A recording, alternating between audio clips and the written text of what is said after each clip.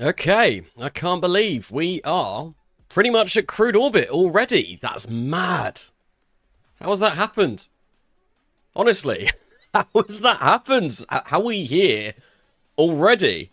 It seems like we only started this live stream series the other day and we're already at the point where we are going to be sending crew to orbit. Like, not quite yet.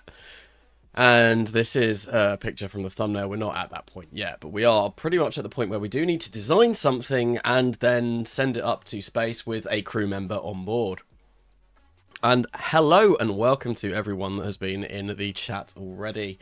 Welcome. Oh god, I have missed 9 streams. I mean, this is number 10. This is number 10, so if you've missed the previous 9, then yes, you have missed them. And hopefully things sound a lot better today. We have the new microphone. The new microphone that we did an unboxing for yesterday on the live stream. Yesterday, it's a Shure SM7B. I also purchased a preamp, which arrived this morning, and it should be a lot better. It should basically make me sound almost like a professional podcaster, because this is what everyone uses. It is like the industry standard for when it comes to talking like this. Now, I've not got a proper acoustically treated room or anything like that, so there's definitely some other things that I could do, but yeah, this is about as good as it can get, I think. What happens if NASA's car breaks down? Then I just become NASA. That's what happened. Okay, be right back, so I'm going to play KSP and watch the streams. Enjoy playing KSP. I saw Jimmy Maguchi. I saw that you achieved lunar orbit in May 1958. We might have to see if we can beat that. Which we potentially may be able to, but I'm not entirely sure. I'm not 100% sure, but we'll see. It's a possibility. Maybe. I don't know. But anyway, this is the thumbnail, or was the thumbnail. What we're going to do is leave this, because this is just a simulation. Don't need to do anything with this yet. And I'm not entirely sure if we want to go for... I kind of want to go for Mercury, because I think Mercury's got some nicer parts, but we are sort of using Russian technology elsewhere, so it's a bit of a weird amalgamation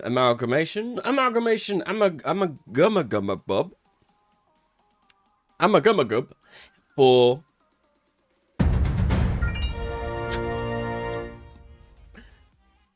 Loud noise jump scare. That certainly was a loud noise, Blue. Thank you very much. Yo, bro, do you torture Jeb on a daily basis? Yes. Yeah. Jebediah Kerman suffers greatly at these hands. Anyway, thanks for the donation, Blue. Vostok is so much heavier. It's about 5 tons. I didn't know that. Anyway, we're going to go to the vehicle assembly building. I think Vostok might be more capable, but I'm not sure.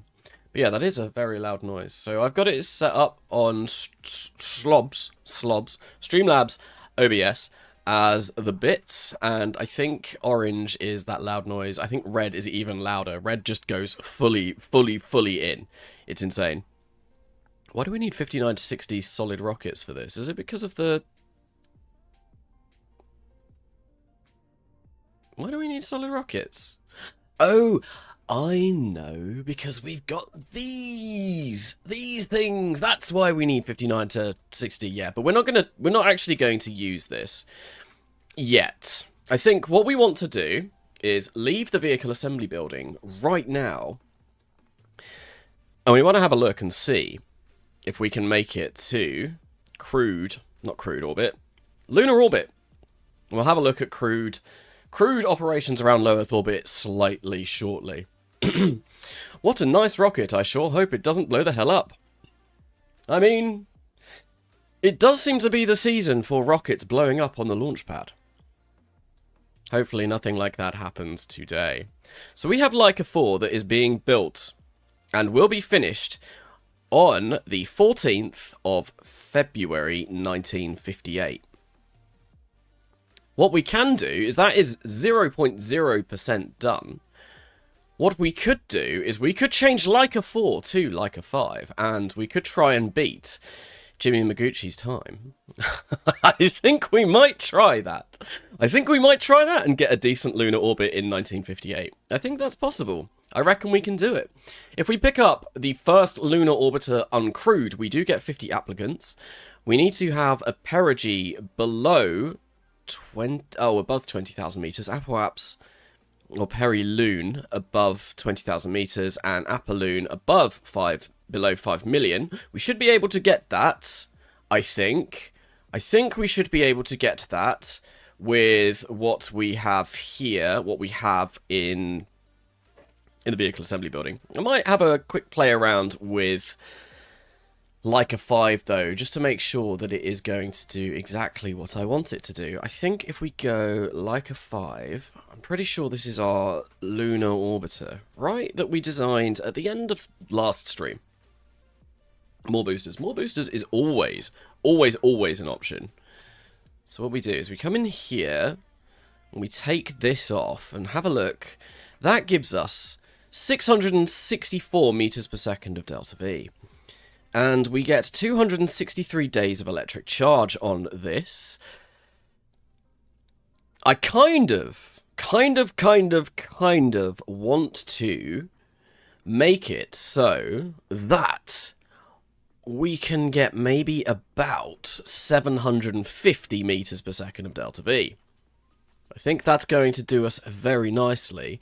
Now, in order to do that, I think the best way of sort of getting rid of delta V on this is to remove amount of electric charge, a certain amount of electric charge. So if we go for 75% on here, and we apply that, that's now going to get us 780 meters per second of delta V. And we still get 197 days, and I think 780 should still be enough not to crash us into the surface of the moon, but we have methods that should stop that from happening if we play our cards right. And I think we should be able to play our cards right. Where is... Oh, there we go. That's our RCS. Yes. I think this should be fine. I'm going to give this a test run, though, because this is going to be a critically important mission. We're going to save this. I don't think there's anything... Oh, no. There is tooling that we need to do, and there is unlocks that we need to do. Why do we need to tool and unlock? I mean, I'm fine just buying those, because we've got 250,000. Maybe we should test it first. No, we are going to simulate this first, because simulating is a good idea. We definitely want to simulate as much as we possibly can. What are you even doing? I haven't watched any of the streams. Right now, we are going to attempt to orbit the moon. Very, very, very early lunar orbiter. Hopefully, it goes according to plan. And after that, we're going to attempt to send some crew to space, because we are most of the way through the early lunar RP-1 program already. We have impacted the moon, and we have flown by the moon. Next step is to, obviously, try and orbit it. And orbiting isn't that much more difficult than doing a flyby. We already have sort of the tech... The rocket, the launch vehicle, that is going to be required for this, which is going to be this. The Kiwi 2 rocket is a lovely, lovely, lovely rocket. Okay, what I want to have a look at is Transfer Intercept Planner, and we want to warp to the time where we're going to actually want to launch this. So our next window is in 11 hours. We'll target the moon, because why not, and we'll warp ahead so that we can launch this and, you know, have it be where we want it to be. Let's check our staging. Our staging is not okay. Our staging is not good at all. Right, we want to do a couple of things here. First, I'm going to come into settings and we're going to whack up ambient light boost, because now that we're doing it for YouTube and not the thumbnail, we're actually going to see what is happening. There we go. We can actually see things now, which is wonderful. Hi again, I just landed on Ike and launched from Juno. Very, very, very nice. We are 45 seconds away. Okay, that's fine. Current orbital inclination is all good. Last stage is 3 and 3. If we hit engage autopilot, yep, we should have a decent amount of fuel left. We don't have our fins, and that does make me somewhat nervous. I think our booster pitch rate, if we maybe put it to 0.45 rather than 0.5, that might do us slightly better, but we'll see how that goes. And I think now that that is 23 seconds away, it does look like we are going to line up nicely with the moon. We might even see some somersaults during this launch, but hopefully everything goes well. But anyway, we're going to launch this in 10, 9, 8, 7, 6, 5, 4, 3, 2, 1. Well, that's easy. Just add an external command seat. Add an external command seat to what? I'm confused. I am very confused. But then it doesn't take an awful lot to confuse me. Day 3 of suggesting the mod minimum ambient lighting. That's... yeah. Okay. That is definitely something that we do want to pick up. Because when I play Kerbal Space Program personally, when I'm not sort of recording anything for YouTube, which tends to be never these days, I really like having everything super dark because of the ambience. It makes everything look really nice, and yeah, I like having darkness. Darkness makes me feel at home. So the darkness is great, but unfortunately, if I'm, you know, recording videos for YouTube and I need to upload to YouTube, YouTube's compression is basically going to go and kill the video quality. It means that you can't see anything, so you have to make everything super bright, which makes me, as someone that likes sort of cinematic stuff, kind of a bit upset, if I'm going to be honest. So what I will do is, that's my notes for what I've been doing today. Carnassa has joined the dark side. We have. I would totally be a Sith rather than a Jedi. Like, Sith get lightning powers. That's so much cooler than whatever the Jedi get. Is all I'm putting it out there. I'm putting it out there. Lightning powers way better than, I don't know, just force pulling and pushing things. So what was that mod? Minimum ambient lightening. Minimum ambient lighting. I will have a look at that after the stream if I remember. Let's go and find out how to get Asset Ripper working. Asset Ripper, like you're ripping assets from the game to use as mods or something like that? I'm not entirely sure. They added lunar habitation in programs in the new update. Ooh, I need to get a new update then. I need to update my RP-1 because currently we're on old technology now. This is super old. This is like... oh, let's also get rid of transfer intercept planner to make things go a little bit faster. This is super old technology. We are in the past. This is about 2 weeks old, the version of RP-1 that we are playing on currently, which, as everyone knows, well, that's awful. We need to be much more in the future than that. And we have the ability to. Oh no. I look away for like 5 seconds. I come away from the game. What on earth happened there? Oh, that's not good. Are we going to do another flip? We're going to do another flip! That's not good. That's really not good. We're barely able to control this. Come on. Why are you doing this? I think I need to add the fins back on, if I'm going to be particularly honest. I think that this is so aerodynamically unstable that we're not really going to be able to do anything without the fins. I think the fins are a necessary evil. And I mean, we're still going to have 570 meters per second of delta V left after that awful flip. Starship Flight 1 moment. And backflip. Try a faster pitch rate. I did try a faster pitch rate. If I went down to 0.35... oh no, we could go... no, that's slower. That's slower. Maybe a faster one might be better. What do you reckon, chat? Do we try and revert this now and do a faster pitch rate to see if that solves our flippage? Flippage is a serious problem. That is slower, yes. I know numbers. You're actually trying to mod Universe Sandbox. I've heard of Universe Sandbox. I don't know why. It's definitely something that I've heard of, but I can't tell you for sure what it is. Do I have that on my Steam library? Do I even have Steam open? If I have Steam open, that's a bad thing, because that's going to take up some of my PC's computational power. Yes, I do have Steam open. I'm sure I have that. Universe... I do have Universe Sandbox. Last played in 2021. Oh, it's the game where you can just change things and break things and set the Earth into Jupiter's orbit and stuff like that. Yes, I have played that. My playtime is 6 hours. That's not a huge amount of playtime. Oh well, clearly I was left absolutely enthralled by that game. By the way, yesterday I did a crewed mission to Duna for the first time. Congratulations. It's a pretty big achievement. Pretty big achievement indeed. Right, let's speed things up a little bit, because it's just a simulation, so, you know, we don't need to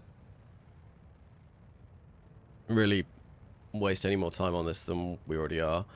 We are going to make it to orbit, right? 3 seconds, 2, 1, 1.2. This engine fires up. Cool. And let's just physical time warp. I always find that the vernier for this engine is also a little bit wonky. Oh, we've lost probe power. Okay, that's fine. That's fine. We are going to not do that. There was something that I wanted to do. Cancel. Ah, I know what it is. I want to come into TUFX and maybe change it to safe mode, or just default flight. I might go for default for now, because there's a reason why it is the default look of KSP. If we don't go for fancy TUFX, then it might, in some situations, it might look a little bit better, because some of the bloom from some of the TUFX profiles that I have been using is insane.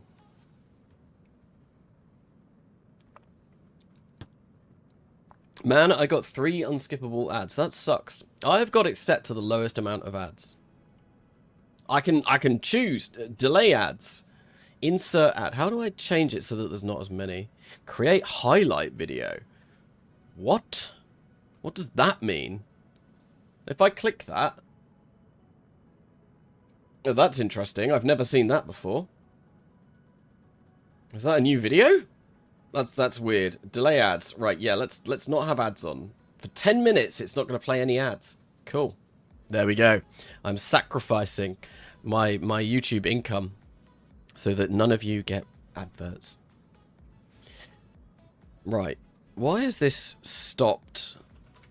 There we go. What if we send you into Earth at 99.999999999C? I'd like to see you get me up to 99.999999999 recurring the speed of light. If I was to go that fast, though, maybe, just maybe, we could escape the gravitational pull of your mama. It's 2026 and we're still doing your mum jokes. That is definitely something that I grew up with. That was all you would ever hear when I was at school. It's like, huh, your mum, way.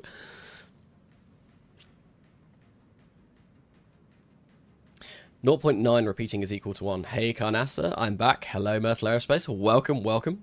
I'm a mum. Congratulations. I am not. I have one, and I have young family. In fact, that's what I've been doing today with my day. Okay, Pika 6. That is perfect example. Absolutely love it. Why is it killing my time warp? Stop killing my time warp. Yeah. You know what I grew up with, Kanasa? Your mum. Perfect. I love it. Love it. But yeah, no, I have spent all day with my family today because it is my niece's first birthday. So, that was quite nice. I was out once again in the sun. Hopefully I haven't burnt. Right, we are in orbit. Now what we want to do is get rid of all of this rubbish, because we don't need this. We don't need ascent guidance. We don't need space center management. That can go. We don't need Kerbalism. or any of that. Come on, go away, Kerbalism. Delta V stats is kind of nice to have. I don't know why this has now dropped down to 637 meters per second. That's interesting, considering it should be, you know, exactly the same. I don't know why that is. Maybe we just need to decouple that. What we want to do is, I think, decouple this stage. Yep, because that's going to fire, that's going to fire, that's going to fire, that's going to fire. We'll turn RCS on. Decouple. Wonderful. Now, we need to figure out how the hell we're going to make our way over to the moon, which shouldn't actually be too difficult, because we have this wonderful thing called Principia, and we're going to go and make ourselves a flight plan. Create a flight plan. Flight plan. Yes, we want to create a flight plan. And I've just realised we're not recording the stream. I done goofed. If I ever want to make this into some videos, I've screwed up.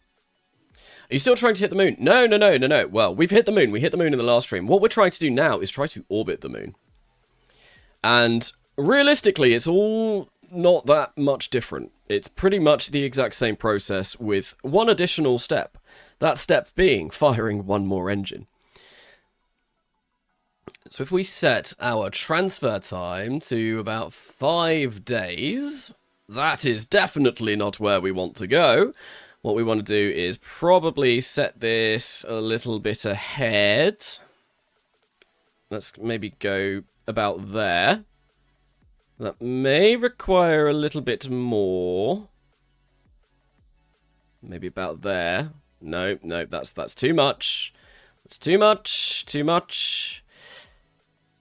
We want active engines, that's fine. Now what we want to do is, now that we've got our 3,120 meters per second of that plotted out, we're going to change our plotting frame to lunar-centered inertial. We're going to up the amount of time that the plan length is so that we can actually see our planned periloon. And we're going to try and make this as close to the moon as possible. If we maybe add a little bit more delta V, like that. Perfect.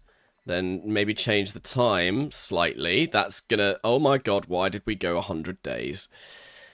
Probably because I messed up.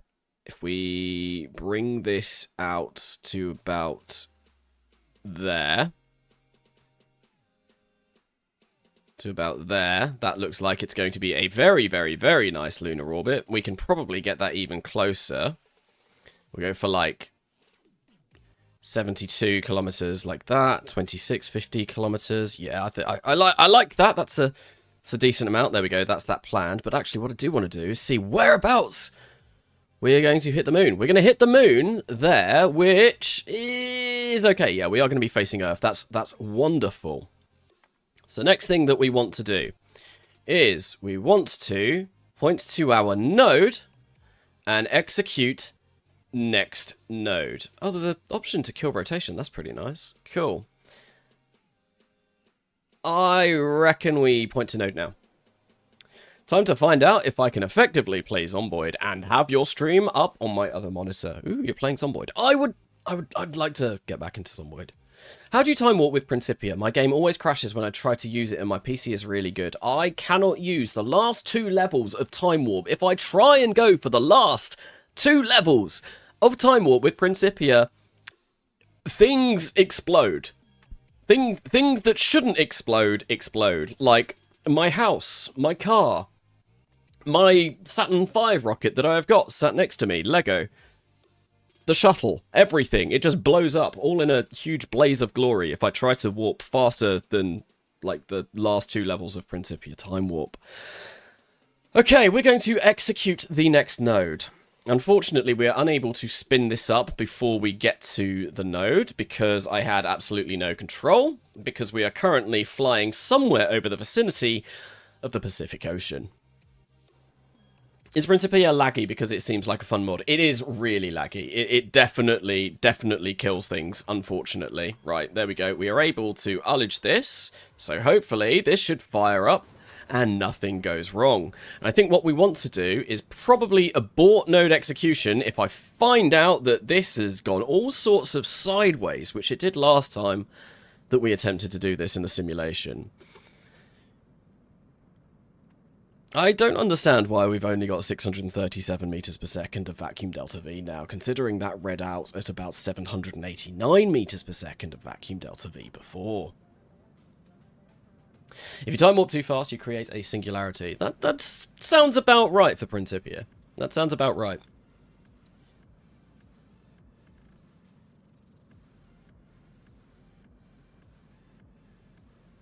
Oh, happy birthday, baby. Happy birthday, baby.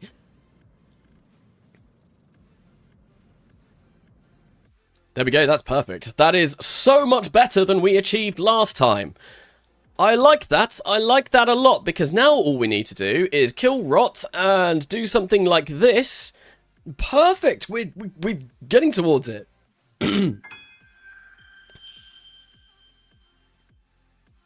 Hi Carnassa, I hear Ballistic Fox might be doing an update of Beyond Home in the near future. Will you possibly do a Coming Home Redux? Thank you for the donation. Okay, fruit basket. What a name. No, I don't think I will be touching the Beyond Home Planet pack again. I really enjoy it, don't get me wrong, I loved it. However, there are... I do want to do something more stock-alike, and with a planet pack that isn't the stock planets. However, maybe something different. Something different rather than Beyond Home again. It is something that I definitely want to do, and I think maybe when we get closer to wrapping up For All Kerbal Kind, that is sort of what I do look into doing. That will be a whiles off yet, though, but it is definitely something. I want to play with far future tech. I want to play with all of the cool things that stock alike can have. But yeah, I don't think we're going to be doing any sort of going back to the Beyond Home system. I've done it twice now. I feel like we'd probably be flogging a dead horse. Are you going to be in comms range at the moon? We will be. We absolutely will be. We definitely have communications out to the moon using the antenna that we have on this, which is fantastic. Right, next thing that we want to do is actually plan what's going to happen when we arrive at the moon. So, we want to delete our flight plan, create a new flight plan, add a maneuver. We want to wait for about 5 days, which I think is where this is. It's 5 days and 4 hours before we arrive at the point where we want to do our maneuver. We want to probably make that a little bit longer. 5 days and 4 hours. 637 meters per second. We're going to change it to instant impulse. We're going to move this a little bit further so that it's there. This is going to be a lot better. So an instant impulse there of 637 meters per second. We're going to make this negative. Hopefully you can see this and my big fat face isn't in the way. I don't think it should be. We'll go for 637. That gives us an orbit that will complete the contract. I'm not convinced that we have 637 meters per second of delta V on here, because it was higher than that in the vehicle assembly building. I think there might be something weird, something odd, something strange, something ludicrous, something very, very, very mischievous going on with this ring decoupler here. I think this is giving us incorrect numbers. I think we're actually probably closer to -77 something, or even -837 would still get us a really, look how tight that would be. So 837 seems to be sort of the limit that we could go for with this sort of unguided stage. But yeah, I think we're probably closer to about 800 meters per second of delta V that we get from this baby sergeant. But what we want to do now is, because this is going to be unguided, we do want to point this to our node. We want to come around and, yeah, point this to the node. I'm going to hit caps lock first so that hopefully that doesn't interrupt with our trajectory as much as if we just blasted the RCS on the side of this. And I think, yeah, this should make things a little bit better. Principia is sick, but I had to remove it once I started going interplanetary and those 300-day plan lengths giving like 5 frames per second. Yeah, that is a problem. That can really affect you. Once you've sort of upped the up the tolerance and the steps, and you've got so many squiggly lines of spaghetti all over your solar system map, it can get really, really, really, really slow. Right, I think if we hit this so that we are roughly at about the same point. If we rebase, flight plan, rebase, please. Where's rebase? Rebase. Oh god. Yep, that's fine. That's fine. I like that. I think that's fine. I think that should put us in a good position there. So what we want to do is we probably just want to wait until our perigee, and we want to spin this up right now. Like so. We stick to the node. We stick to the node, and nothing goes wrong. We do this. Cool. We hit space. Lovely. Yeah, I think we still are connected. So if we hit pause, I have a feeling we are still connected to that decoupler. We are. I reckon we get rid of that decoupler. I won't do it until we actually fire up the engine, but I reckon if we get rid of that decoupler, we should have about 800-ish meters per second of delta V. I just need to sort that decoupler out a little bit better. But we're on our way to the moon. We are still looking somewhat okay. Our predicted lunar periloon is going to be 70 kilometers, which is really, really, really good. That is perfect. Now we just need to wait until we get over to the moon, where we should still have electric charge, considering we have 197 days worth of it. But let's follow our mission over. Doesn't Principia just make like the game look so nice? Set it to be a separator rather than a Set it to be a separator rather than a decoupler. That might be a smart idea. That's probably, yeah, because then, I mean, it's basically a separator. We want both stages to separate. But I reckon I can hear seagulls outside. What are the seagulls doing? What are the gulls doing? With Principia, could you reroute an asteroid to crash into Earth? If so, I kind of want to see that. You probably could. I mean, you can do that with regular stock conics, patched conics. There are asteroids in RSS, although getting the sort of delta V to move one of those into Earth, that might be the tricky thing. That might be the tricky part. I think now that we are getting close, I'm going to right-click the decoupler, actually, and I'm just going to decouple it. Right, how far away are we? If I go into orbital, orbit info, delta V stats say that this is going to take 5.83 seconds.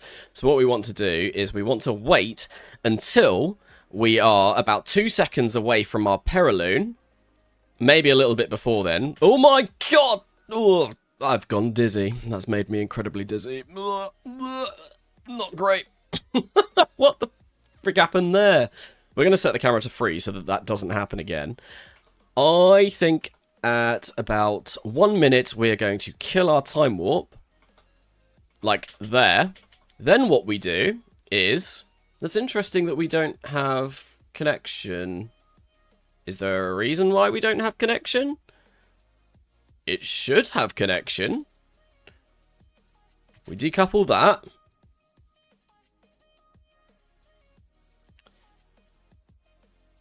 We do have connection now. That's so weird. Why do we have connection back? Someone is at front door. That's interesting. Who heard my Alexa go off then? I don't know why someone's arriving at the front door now. 5, 4, 3, and we fire. This should give us, hopefully, a nice low lunar orbit. Look at that. Look at that. That's a pretty good lunar orbit.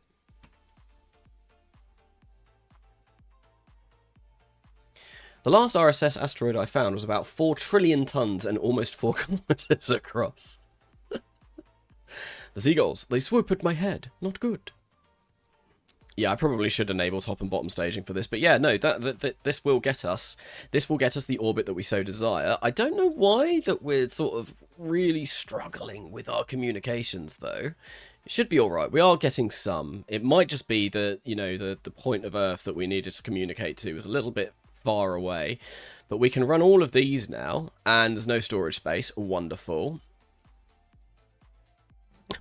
We can only send one at a time.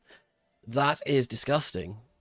That is disgusting. We will last 2 days and 21 hours, so we should hopefully be able to get all of the signs from low lunar orbit, and I think this will put us in sort of low lunar orbit for the most part. We will be going slightly higher if we get to, yeah, 357. I think it's above 200 kilometers is the separator between low and high lunar orbit. So I think this is fine.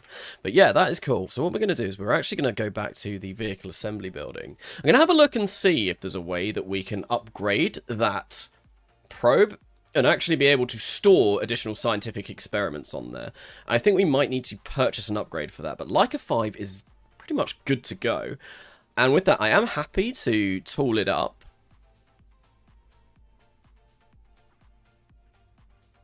Yep, I am happy to tool it up.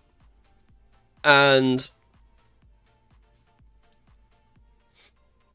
I'm not sure if I am happy to launch it. Now, the reason why I'm not sure if I am happy to launch it is what I'm looking at right here. The lack of fins. The lack of fins being a problem in the... It was a bit explosive. Maybe if we had fins that weren't quite so big, they won't get in the way. If we merge Kiwi 2, does this have fins on it? It does have fins. Let's take the fins off and put them where they once belonged, which was here. They fit perfectly into here, like so.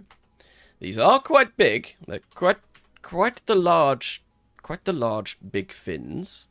But if we maybe put them about there, and then if we get this and we pull this back, it might sort of give us a little bit more stability, which might be better.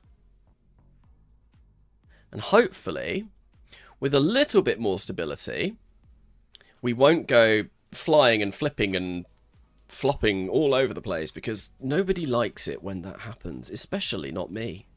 Okay, that's fine. Leica 5, we're going to give you small fins. Small fins for big rocket. Hi again, hello Astronomer VR. Did you run the antenna planet against one of the lesser stations for comms? Maybe, but it should be fine. I mean, we can absolutely make this a little bit more powerful. I guess maybe we could up it to like 35. 35 will be absolutely fine. And I don't think that that will change anything for our orbit. Okay, this is fine. We are going to save this as Leica 5. I think we also want to just launch it. I think we're ready to just literally send this. If we hit launch, yep, we've got to unlock 3 parts. That's fine. Cool. We've built it. Now we need to set Leica 5 before Leica 4, which is a little bit weird. Maybe we will have to rename these. This will be done on the 15th of February. So, 15th of February, take about 7 days to roll out to the launch pad. We should be able to hopefully orbit the moon, if everything goes according to plan, by the beginning of March. Beginning of March 1958. And I'm literally, the first thing I was going to do in this live stream was actually start building up our crewed orbit pad. But I think what we're going to do is we're actually just going to use the same pad that we're using right now. I think it will save on a bit of money. And I think, yeah, we don't need another launch complex yet. I think we're fine with what we've got. We will need another launch complex somewhat soon, but right now we are good. Okay, we're going to leave and start thinking about going to the moon, to orbit. No solar panels? No. We don't need them. Solar panels right now are terrible. So Sheboygan Retail, that's exactly what I plan on doing, is just human rating that launch complex to do crewed missions. I did have a look at it, and it does mean that it's going to be about 70% common, which is a bit of a shame. We do lose a bit of efficiency for not making any changes and just making it purely human rated, which is annoying. Leica 5, yep, I think that is what we're going to just wait for. We're getting 295 funds per day at the moment. How much would it cost to upgrade this? 500 funds, but we get an extra program slot. I think I probably do want to do that. Do I want to do that right now, though? I'm not sure. I think I do. I think I do want to do that. 500 funds per day. If we look at our research, we're getting things in 1959. Oh my god, our work rate is 90%. I didn't even know that. But yeah, we're getting basic capsules at the end of 1959, which is insane. We don't need them that quickly. I want to get maybe... I do want to start working on this, definitely. Minus 130 funds a day. Let's just do this until... There we go, 10 funds a day. I'm going to do this until... That's gone up to 1960. That's absolutely fine. Until we get that building constructed, because I do want this. It's going to cost a fair bit of money. Right, let's time warp ahead. We're not going to be seeing anything now until February 1958. And we should start getting a bit more money from the crewed orbit contract as well. That does start to ramp up really quickly. My PC used to be so bad that I couldn't even run KSP with the third, so I had to delete it. You deleted an entire PC. How did you do that? That seems like a bit of a concerning thing to do, to delete an entire PC. Right, we are now approaching February. We have finished January. How much money are we getting a day? 23 funds per day. That is absolutely nothing. But it's fine because we have our next two rockets all built up. And now Leica 5, which is actually theoretically Leica 4. I think we will rename this as Leica 4. And I know the one that is finished is Leica 4, and the one that is not finished, we're going to rename you as Leica 5, and you're just going to be another impactor that smacks the moon for us. Okay, we're going to roll that out. That's going to take 4 days. We're going to lose an insane amount of money, 500 funds a day, but it's fine. We can do that. We can afford that. And then I think once that is done, we're going to launch, cool. We're going to launch, first launch of this episode, and we're still getting a little bit of money, and this will be done in, not very long, like 18 days, and there we go. We've got an extra program slot, which I think we might even be able to pick up another program. Maybe one of these, like, one-cost programs. That might give us a little bit more money, which is always nice to have, because we are using all of our slots right now, and I do want to start getting more slots so that we can pick up more programs, and the more programs that we get, the more money we get, basically, which is always good. Money is great. Money is fantastic. Okay, let us launch Leica 4.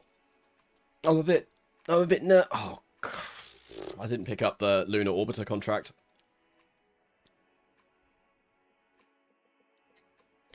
I remember in an old episode of the original Kerbal Gets Real, when you could use MechJib Ascent guidance so you could go pet your cats. Can we meet those cats? They are around. I have 3 of them now. However, and I think when I first started Kerbal Gets Real, I would have only have had 1. In fact, yeah, I would have only had 1 cat when I was doing Kerbal Gets Real. Right, we want to revert to the vehicle assembly, because we need to go and pick up the contract. Yeah, unfortunately, they're not allowed in this space at the moment, because I have the window wide open, because it is so incredibly bloody hot in the UK still. It is 32 degrees in my office right now. Has that mushed up my camera? No, it hasn't. 32 degrees in my office right now, and they are indoor cats, so I can't have them jumping up and running out the window because my girlfriend would murder me. You're late. What have I missed?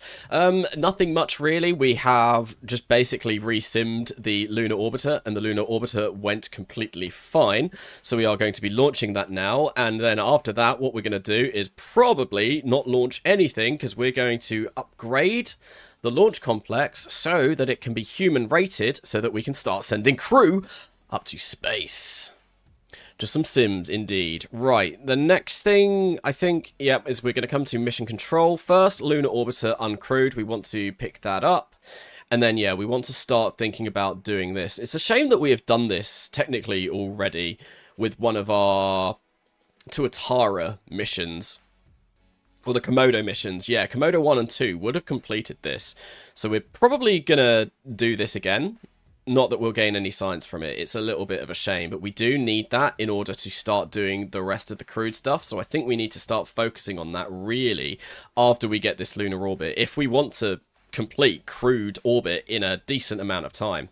But we are going to launch Leica 4, and hopefully we will get our first orbit of the moon in April? No, February? March? I think we're in February at the moment. February 1958. First lunar orbit, which would be insane. Hopefully this also doesn't flip-flop and fly all over the place. I think what we do want to do is... Oh, I'm a bit worried. I am a bit concerned, right, about changing the parameters for this launch vehicle without doing any sort of simulation, like the ascent stats. Because it could go terribly, terribly, terribly wrong, and that would make me rather upset if something went really badly here, because, yeah, we don't really have the money. Although, to be honest, if we have an engine failure, that would also kind of suck. Please don't engine failure us, because that will really throw a spanner in the works of the space program. Yeah, 3 and 3 seems to be what we want to go for. And we want to, if I hit engage autopilot now, that should set us on to 2426. Yes, that's absolutely fine. We want to transfer intercept planner up, and our next window is going to be in 15 hours. So we're going to target the moon. I don't know why I always do that. I don't think we actually need to do that with Principia, because I'm never really going to be using any sort of targeting system to, you know, plot my course. I'm going to do it all by my own sim because I'm using Principia. Right, we are now 57 seconds away. It's going to be a nighttime launch, unfortunately, which is never great. I much prefer to launch things in the day because it looks a lot better. But we are ready to launch this. I'm a human, and I rate this launch complex as 4 out of 5 stars. Human rated. Amazing. Okay, so I think we're good. We're going to hit engage autopilot. I believe that is the correct staging. Yep, 2426. I think we are fine. I am going to maybe put this up at 0.6 degrees per second, just to sort of pitch over a little bit faster. Hopefully that is fine and is not going to completely screw us over. Right, 5 seconds. So we're going to go in 5, 4, 3, 2, and 1. Hit space, and we are on our way, hopefully, to space. Camera died. Oh, no. Camera, why do you do this? Why do you hurt me so? It should be back now. Random pointless detail. Why is it always daytime in the VAB? Because it's on a separate plane of existence. Hey, who turned out the lights? Vashta Narada. That was such a great episode of Doctor Who.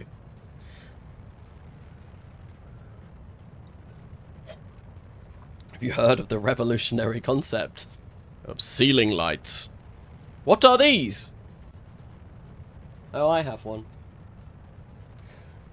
Whenever I've been to, I think it's houses that I've been to in the US, and I've only been to houses in Florida because that's the only place I've stayed in a US house. I've been to New York, Vegas, and Florida. Is that Kerbal FX? Oh, it is! Kerbal FX is doing weird things with the wings! It's doing weird wing things! Weird wingy, weird. That's pretty cool though. But yeah, whenever I've been in Florida, I think I found that a lot of the lights weren't on the ceiling, they were on the walls. But maybe that's just the style of houses that I was staying at when I was there. But in the UK, it's typical that lights go on ceiling. Lights always go on ceiling. It's not the lights. There's always blue sky out to the pad. That is true. That is true. Like I said, it's in its own separate plane of existence. That was my very first episode of Doctor Who. That is a very, very, very good episode to come into. It is an absolutely fantastic episode, that. I think that also might be the same series with BLEAK, because it's definitely David Tennant. BLEAK is... No, it's not the same series as BLEAK. BLEAK season came before, because BLEAK had Martha as the companion, and the Silence in the Library, I am pretty sure was Catherine Tate. Because I remember, I have a vivid memory of her face being on one of those things where it's like, Catherine Tate has been saved. Mr. Blue Sky lives at the KSC. He does. I really, really, really wanted to do a cover of Mr. Blue Sky for the lunar landing episode of Kerbal Gets Real Redux. I just didn't really have the time to put that together, which was a bit upsetting. I had big plans of doing it. I was going to do a little ditty on guitar, sing it. I learnt the song on my guitar, but never got round to actually finishing it. But that was perfect. We didn't suffer anything of consequence adding these fins and setting our booster pitch rate to what it was. That seemed to have gone a lot better than it went in the simulations. Donna Noble has left the library. Donna Noble has been saved. Which is better to buy, KSP-1 or KSP-2? I'm sure chat will basically come in and slam you and say KSP-1, don't buy KSP-2. If you don't have KSP-2, do not buy it. Get KSP-1. KSP-2 is abandonware. It's never getting updates. It's half finished. There are a lot of problems with it. I do potentially plan on doing a KSP-2 video on KSP-2 Redux, but I am going to heavily, at the very start of that video, come in straight off the bat and be like, if you don't have KSP-2, don't fucking buy it. This is for those people who are unfortunate enough to buy KSP-2 and still have it and want to try and make something out of it, because I do talk to the KSP2 Redux team. I've not spoken to any of them for a while though, but I have sort of been kept in the loop of how they're doing, and they've got some pretty exciting stuff that they are working on, and yeah, they are trying to make the game into what it should have been. I wish them all the best. KSP3, you fools! Kitten Space Agency. But yeah, KSP2, not the best by far. Right, we are almost burnt out on our core stage. We've got about 30 seconds left. Let's try and physical time warp this so that we're not sat around waiting for ages. Cool, we've had a successful ignition on the RD-105. It's always nice. And what is the ignition chance on this? 95% currently. 2.6 hours between failures, and we have about 2,500 data units of flight data, so we really, really, really don't want this to fail. I think realistically the only thing that may potentially fail, there's an ignition chance of 98%, that's not bad, is this. One of these two stages. But because this is going to take... I don't even know how long this is going to take. Where's the 300 seconds, that's what, 5 minutes. Let's physical time warp through this, because otherwise we're going to be here for a bloody long time. And we don't want to be sat around watching whatever this is. An upside down bowler hat with an engine attached to the bottom, with the British flag on the side and some sort of trellis structure. What do I think about the new Glenn Blue Origin explosion? I thought it was a pretty impressive explosion. I thought it was pretty bad for NASA's goals of landing people on the moon anytime soon, considering both, you know, Starship and New Glenn are not going very, very well. It looks more like a flower pot. It does kind of look like a flower pot, I can see that. Yes, it's a bit of a shame, and they're going to be probably held back quite dramatically. I imagine a lot of the ground infrastructure has been seriously damaged with that explosion, which does suck. It definitely sucks. I don't know much about it. I don't know really an awful lot about in real life spaceflight. Like, I do try and keep up to date with things, but yeah, as I've mentioned multiple times over the course of my streams, I wasn't really into it until I started playing KSP RSS RO. Let's hope Starship has a generational lock-in. Yeah, Starship's got a long way to go. A long way to go. It's definitely done better than New Glenn, though. Right, we are in orbit. We are in orbit. Everything has gone according to plan so far. We are going to turn on our RCS. We are going to decouple, and we are going to plot our way over to the moon. Where is Principia? Flight plan. Cool. Flight plan. Create flight plan. We want to. We've done this so many times already over the course of this live stream. But this is for realsies this time. The other times we've done have been simulations. Right, let's do like 3,200, 3,100, and I think about 23 seems to be the magic number for a 250 kilometer circular orbit. And it usually takes us about 5 days to get there. So let's set that for 5 days. Oh, no, that's our initial. Yeah, we don't want to do that.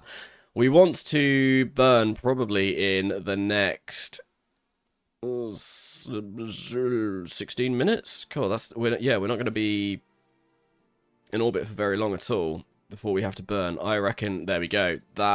Ooh, we might have already hit the moon with that. We might have hit the moon because this message has come up, which usually means that something has gone either terribly wrong or terribly right. And it looks like in this situation, it has gone terribly right because we are impacting the moon already, which is fantastic. So I think what we want to do is probably get that as close to the center of the moon as possible. Then we want to fiddle around with this until we get some sort of, flyby rather than impact. 92 kilometers, that is a decent... Oh, that's minus 92 kilometers. We want that to be maybe about there. Oh, we'll go for 80 kilometers. 80 kilometers, that is decent. Let's just quickly change this. So our perigee is going to be... Or periloon even. Yep, that should be fine. We should have connection with Earth when we get to that point. Absolutely fine. We are good for this burn. Let's point to the node. And do our lunar orbit for realsies. Why did New Glenn not just revert to the VAB? Yeah, they had reverts turned off, unfortunately. Silly Blue Origin. They should play on easy difficulty until they at least get to orbit. People love to talk about proven tech and proven rockets, conveniently ignoring that orbital rockets as a whole was only 12 years old by the time we landed on the moon. So 57 to 69. That's quite insane. Yeah, we went from launching the first satellite to landing a person on the moon in the space of 12 years. When you put it like that, that's mental. That's absolutely mental. Because obviously the best way to get to the moon is by using completely unproven rockets to launch stuff instead of just spamming Falcon Heavies or something. Yeah.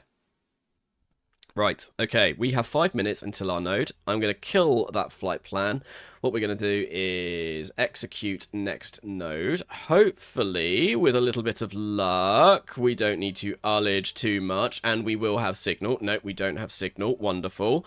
It would be really, really nice if we had signal right about now, but unfortunately, because we are launching from New Zealand, and that means that we launch over the Pacific Ocean, it means that we have this massive dead spot, and it's huge. Right, there we go. We fired up the engine has fired. That's great, that's wonderful. I need to make sure that if everything goes completely tits up, I hit that abort node execution, because I do not want to go flying past the moon and to a point where basically we are unable to get to the sort of orbit that we definitely want. What we can also do is...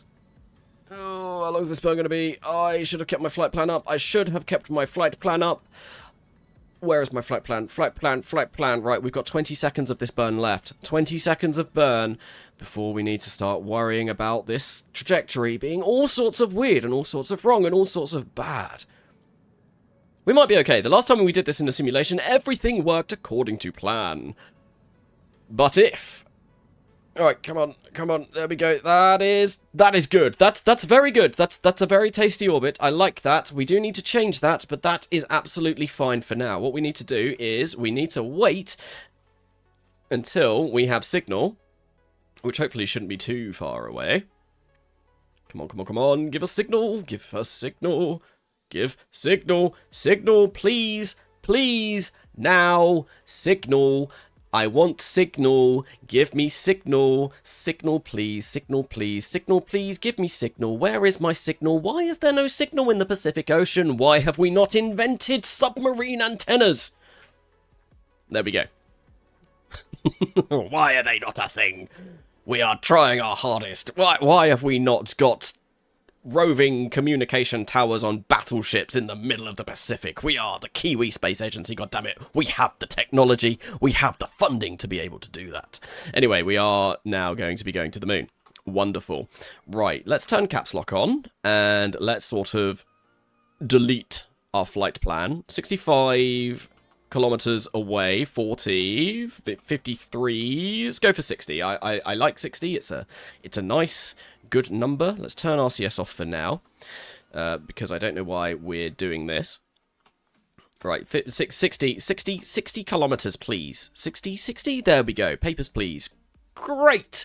Right, the next thing that we need to do is delete our flight plan and figure out exactly where we need to be when we arrive at the moon. So we're going to add a maneuver. Our plan length is going to be probably about 5 days and 10 hours, because we're going to arrive at the moon in 4 days and 18 hours. Let's set our T initial to 4 days and 18 hours with an instant impulse, because that's pretty much what we are going to be wanting. Right, let's set that down to 18 hours, please. No, not 22.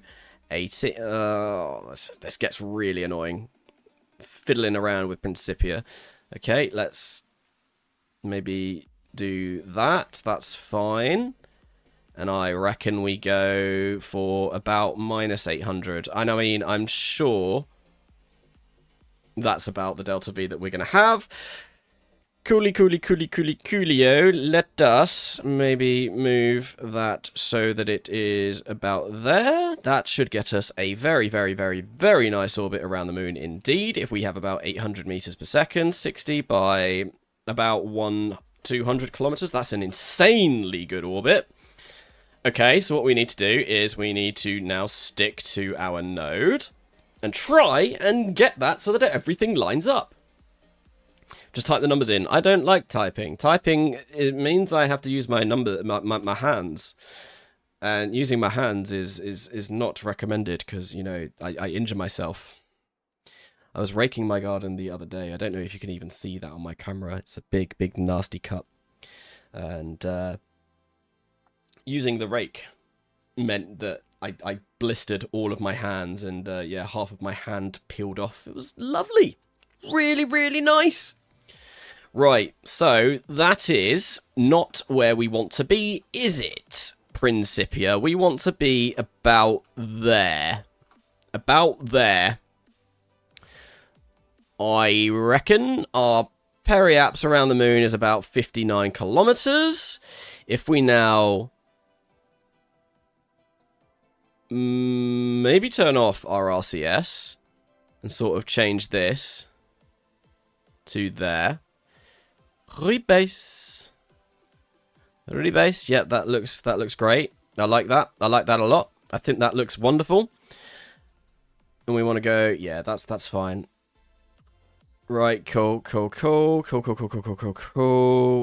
what is our perigee? Planned lunar perigee. I don't want to be too low. I want predicted lunar perigee. There we go. Yeah, that's way too low. Right, we want it to be about there. 60 kilometers. I feel like that's going to be sort of where we want. Annoyingly, there's too much going on here. So if I set my plan length to like a lot lower, try and get rid of some of these orbit lines and see where we're going to be. I don't want the maneuver. I want our predicted lunar perigee. Come on, just give that to me. Give it to me. Give it to... Oh, it's not even... Yeah, there we go. 39 kilometers. Right, let's keep that up. Let's go for about there, 60. For some reason, it's bringing us closer in. Right now, what we're going to do is we are going to spin to win. Oh, no. Come on. Come on, come on, come on. 60 kilometers. Spin. Spin. When I spin, it sort of brings my lunar periaps, or periloon, down. Yeah, I should not be saying perigee because it is the moon. It is not the Earth, and G is Earth. Right, okay. I think we are ready to release. And we're going to pause. Where's the pause button?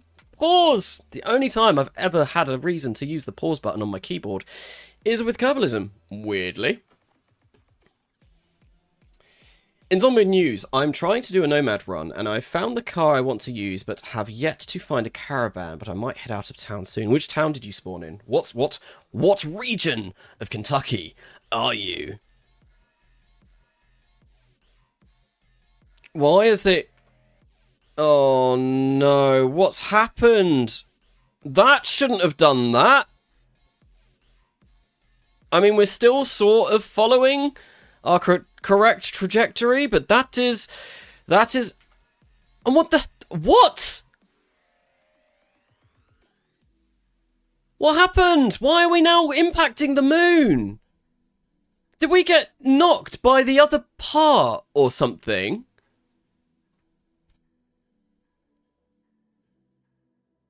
This is 1958. This is March of 1958. Why has that happened? Honestly, I reckon it's because I didn't time warp as soon as that. That's so annoying.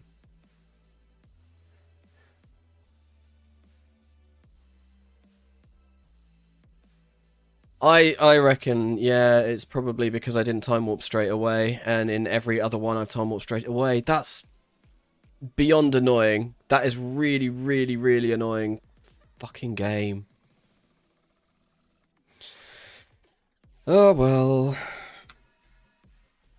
Yeah, and all of these, I've pressed pause, for cripe's sake.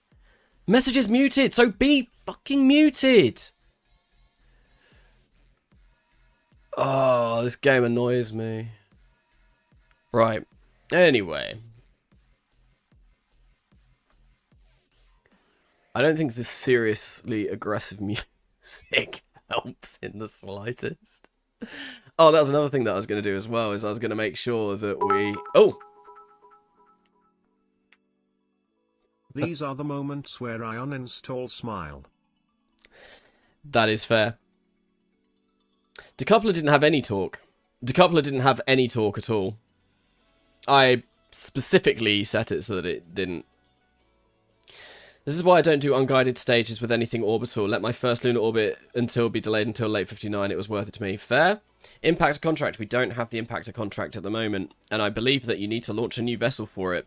Which is annoying because, you know, this would complete the impactor contract. But no, because we need to launch a new vessel, we're not going to be able to do that. Really, really, really annoying. But what we will do is we will rebuild this.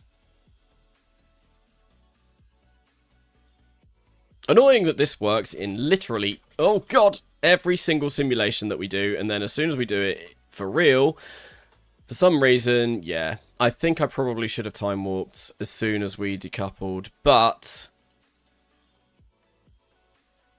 I wasn't really paying attention. I wonder if we fire up our engine, how much delta V do we have? We have 623 meters per second. Oh, interesting. Oh, great. We've lost.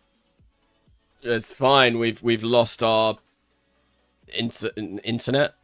We've lost battery power because I had all of the experiments running when I shouldn't have. Well, this is going to be an expensive lunar impactor.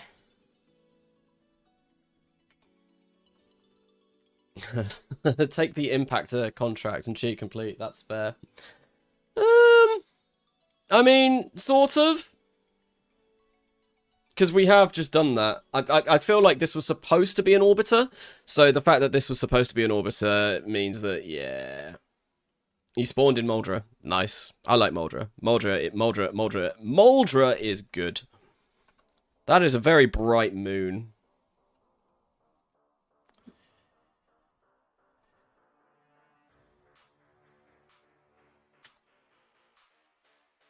We're coming at a very shallow angle as well.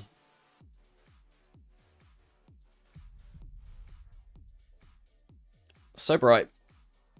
So bright. Oh, it's because we've got ambient lighting turned all the way to the max. It's a nice looking moon. It's very bright. So upsetting. Deeply, deeply, deeply upsetting. Space Center. Oh no, West Point is insane. The sheer quantity of zombies that you have at West Point is ridiculous. Right. It's now going to take us until April. I mean, we can still hit April. What we do is we edit this and we just change it into Leica 5. And we go for the same thing. It's still going to be April. But we can't do it in February, annoyingly, because we would have done that in February 1958. So what we do is we take Leica 5, we open it up, and we open up actual Leica 5, which is going to be our lunar impactor, and figure out why on earth that did that weirdness. I think it literally is because of this decoupler, and that's really annoying. And we also need to make sure, I'm going to set this down to 34. We need to make sure that, yeah, there's literally no torque whatsoever on any of this. It's torqueless. It's torqueless. Ejection force is 62 newtons. Yeah, we'll enable all of that.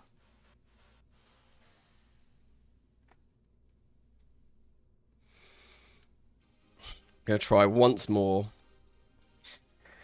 and then I think, yeah, we need to start thinking. So 50 days, that's fine. We don't need to do any sort of edits. No, save edits. That should hopefully not cost us more than we've got. And we'll try launching this. How very Soviet of you. Just change the name if it fails. Yes. I usually go to Riverside and fortify the police station. Riverside, I don't think I've ever actually done anything in Riverside. So usually when I play Zomboid, there's two sort of areas that I go for. I either go for Moldra, because Moldra is, you know, it's the start, it's the standard, it's great, love Moldra. Or I go for a heavily modded run and I end up in Ravens Creek, where I get scared silly because of the huge amount of zombies that are on there, and I tend to like playing with sprinters and insane population because I am a little bit of a masochist or a sadist. I can't remember which way, whichever one likes suffering basically. Okay, so Leica 5 is going to be done 17th of April. That's fine. The admin building is going to be done in March sometime, so we will get that pretty soon.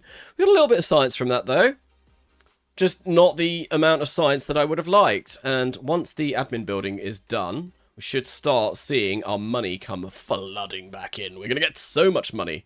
There we go, we're getting 531 funds a day right now. But we do have 25 science, which I think means that we can probably start working towards some better technology. So if we come into the research and development building, I think maybe we start looking at getting some of this tech, or maybe even 1960 orbital rocketry would be lovely. Because then we can start looking at, like, you know, hydrolox and like stage combustion. That would be really, really, really nice.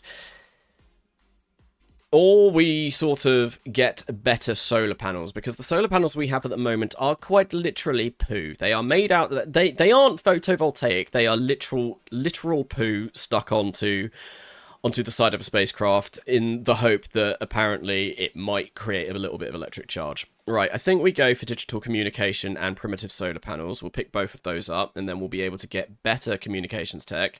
Next time we get any sort of science, I think what we do is probably get 1960 orbital rocketry, and then we look at sort of this early human spaceflight era electronics research. I think that's the sort of route that we want to go for science for the foreseeable future. Okay, so early flight control is going to be done very, very, very shortly, and we are going to hopefully get quite a lot of money in between now and then. We could pick up early Earth observation satellites. In order to do that, though, we are going to need that Chernikov radiation, but it would give us, so if we picked it up at fast, it would take 4 years to do. It would give us a decent amount of money more if we did normal. Maybe we want to wait until we've got 350 reputation so we can pick it up at fast. I think that's what we will do. And then we kind of want to move into, yeah, definitely getting early human spaceflight era science for those experiments that we need to do that. I think that's the next program that we're going to pick up. And we should hopefully be able to get that tech maybe once we have done this lunar orbit. I think that should be fine. Right. Early flight control. We're gonna go for lunar orbit, and as soon as lunar orbit's done, the next thing that we are going to try and achieve, or the next thing that we're gonna do, is build up our thing. Our human-rated launch pad. That's what we want to do. Human-rated things are always fun. Okay, actually, as well, now that we're now that we're getting 540 funds a day, let's whack our science back up. 259 funds per day. That's absolutely fine by me. I think that's going to be good. We do need to sort of maybe look into getting isometric tanks as well, or isogrid tanks. I cannot remember. It's not isometric. Isogrid. Brain broke. I'm not sure. Right, anyway, we're going to wait until Leica 5 is done. Then we're going to launch that again. And this is where it goes wrong. This is where it breaks. Right, Leica 5 is built. Integration. We are going to duplicate this because I want to build another one in case things go wrong. This is going to be rolled out to the launch complex. We are going to rename this to Leica 6. Once again, moon operations are not going particularly well. Okay, that's going to take us 4 days and 10 hours. It's going to cost us 355 funds per day, but that's fine because we're only going to be doing this for 4 days. What is the efficiency of our space center now? We are now at 72%. We're almost at the very top of the efficiency chain. That's pretty nice. That means that we should start churning these rockets out at a rate of literal knots. Isogrid. Not isometric. Isometric being, you know, like square. I swear Riverside Station has a crap ton of zomboids. That's where most of the zomboid pop at that place is. Yeah, I've never been to Riverside. I definitely need to look at it. Look at it. Masochist is enjoying suffering. Sadist is enjoying causing suffering. So yes, Masochist is definitely what I was looking for there when talking about spawning in Ravens Creek in Zomboid, because it is literally hell in that game. There are so many zombies. So many zombies. Zombies? Zombinos. Yeah, there's a lot of them in that one particular place. Right, okay, we've got 3 hours until we are ready to launch. Let's launch Leica 5 and hope that nothing goes wrong.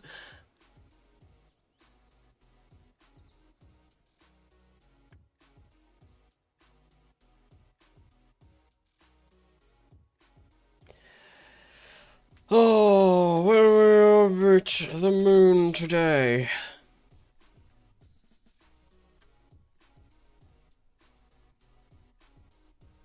We're not really having any problems with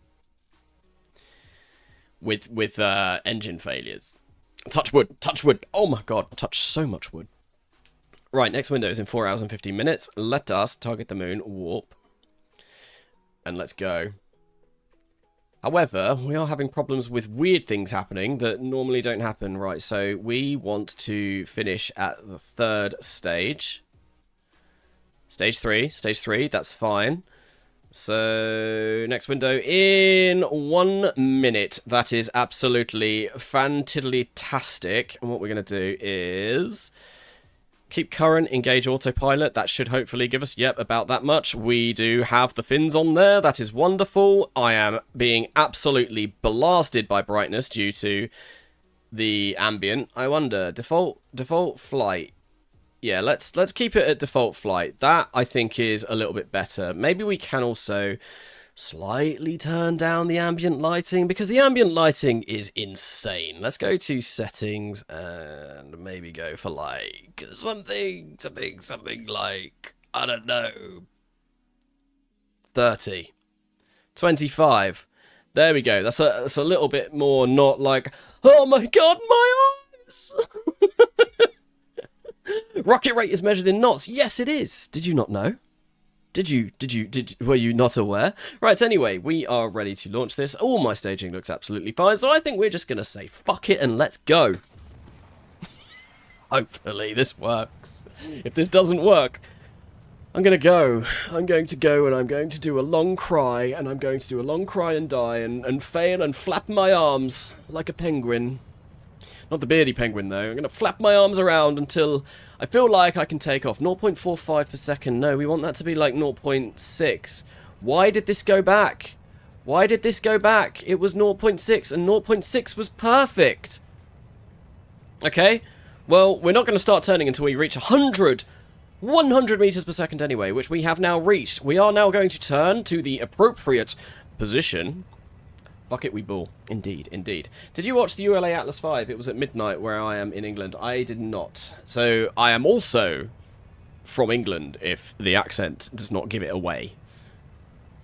And I've not really watched any rocket launches for a while. I think the last launch that I watched, probably...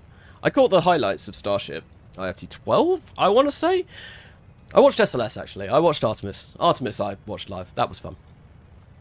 It just tends to be because a lot of things are launched from, you know, America, and I have a full-time job where I have to be up at 8 in the morning. I tend to not be able to stay up too late for some of the rocket launches because I would be incredibly tired for my job. I would probably do some very bad things and bring down an entire server or something.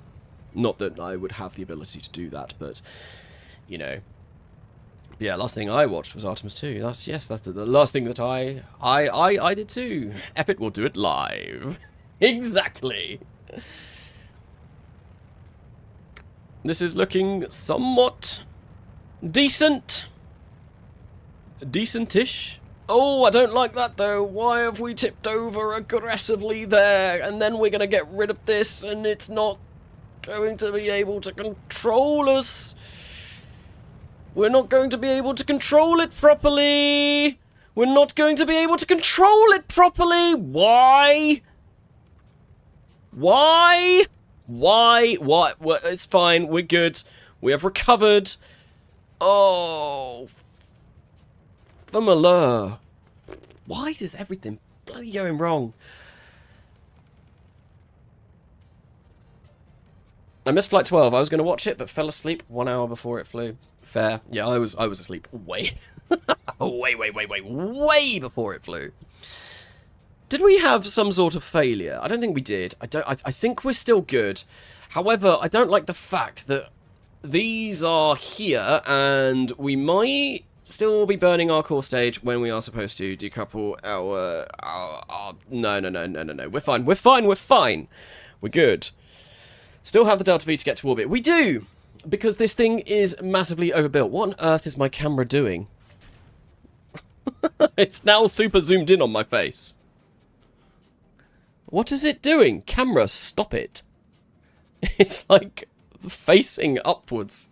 Hang on. I'm going to actually have to go into the camera settings to stop that. That's so weird. Right. OBS bot. Stop it. What are you doing? Camera, behave. Behave. I don't understand what's going on. But clearly it's not good. Right, why are we at like 1.99 zoom? Camera also goes to orbit. It's looking Camera also goes to orbit. It's looking at my guitars. Alright, I've stopped the zoom. I've stopped the zoom. Look at me. Look at me. At me, please. I think it's working now.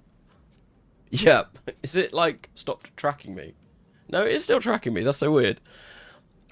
There is apparently a hand gesture that I can do that makes the camera zoom in on me.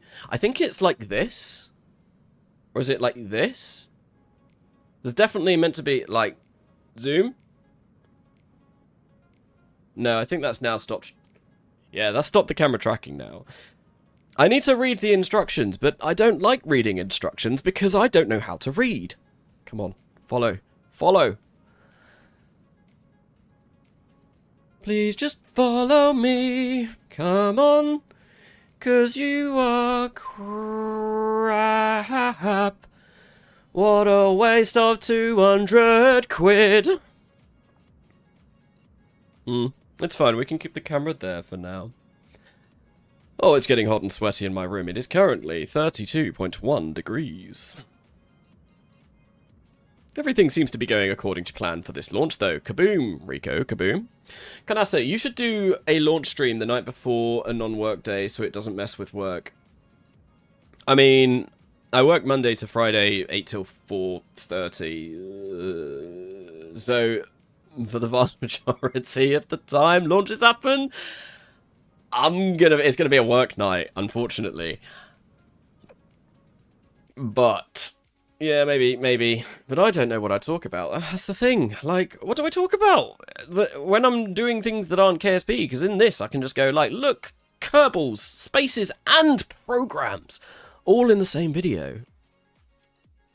32. How's he even alive? Yeah, it's like 10 degrees above room temperature right now, which is disgusting. But that is just my room. I might be getting some air conditioning soon, though, which will be lovely. It's only going to be a portable unit. I was looking at it today. It's quite expensive, though. Although, I do have a family member who said that they've got a spare one, funnily enough. So, I'm going to be stealing that for a bit, and if it works well in my setup, then I might get myself one. But yeah, it's about 500-600 quid for a portable one. And even then, I'm not sure if that will work properly. Right, let us decouple! Decoupling is my favourite part of any space incident. Okay, right, we've done this once, we've done it a million times. Let's go for Principia, let's get flight plan. Let's see if we can speed run creating a flight plan to the moon. Already we have failed. We are not going to get the any percent today, so we're going to add a maneuver. We're going to set this to, no! Not that many. 3, 1, 2, 2.3. There we go. Let's try that. That's fine. Then we want this to be like 5 days. 5 days. 50 days. 5. For God's sake. Oh. For the air conditioning fund. Thank you for the air conditioning fund. For God's sake, why is everything going wrong? Like, constantly. Okay, plan length, that's 5 days. Okay, that's what we want to see. Right, okay. Good. Jolly good. Like, what we need to do now is probably put this round to about somewhere like there. There looks somewhat promising. What we are going to want to do is change to lunar centered inertial. We're going to be flying past the moon.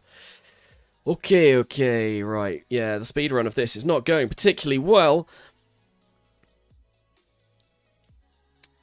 That's not where we want to be. We want to be maybe somewhere about there, and we want to probably bring this down a bit. There we go. We are now smacking the moon. We are gently tickling the moon's lovely crusty surface. Okay, what did we do there? Why has it gone all the way down there? Oh no. What is going on? Like Donkey Kong. Okay. I'm just breaking from the amount of things that are going wrong over the course of this stream. I wanted to get to crude orbit today. I don't think we're going to be doing that because we can be spending far too long faffing around trying to get to low lunar orbit. Low lunar orbit is clearly the goal, the main goal. I should have changed the thumbnail. It's not crude orbit. It's going to be lunar orbit. Lunar orbit, it always was, always will be, and always will forevermore. Okay, we're going to be quite inclined if we come at this approach, but that should be fine. I don't care if we go inclined.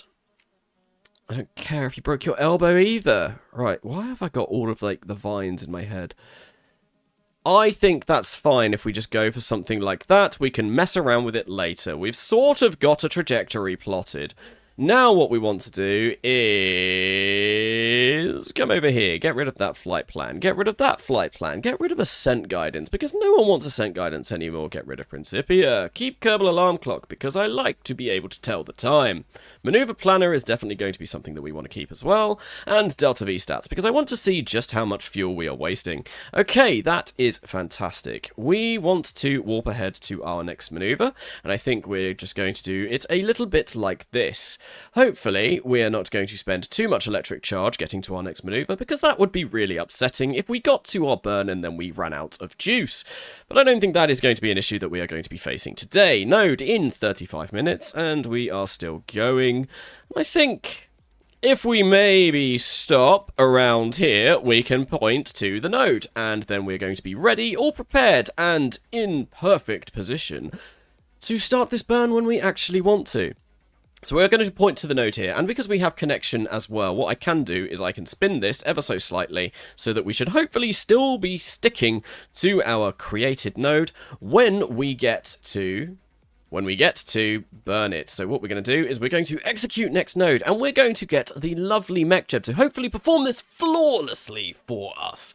£10 on a crash. No, we've definitely got people saying that it is going to work. Look, 73% of people have said that we are going to orbit the moon today, and I believe in those 73% of people. I think this is going to be the one. We've got 7 seconds before we have to fire up this engine. Wouldn't it be a real shame if it failed right now? No, it didn't. I was I was sort of half expecting that to be a complete failure, though, because that would have just been my luck. It would have been my luck if we, like, hyped up that engine fire and everything just went boom.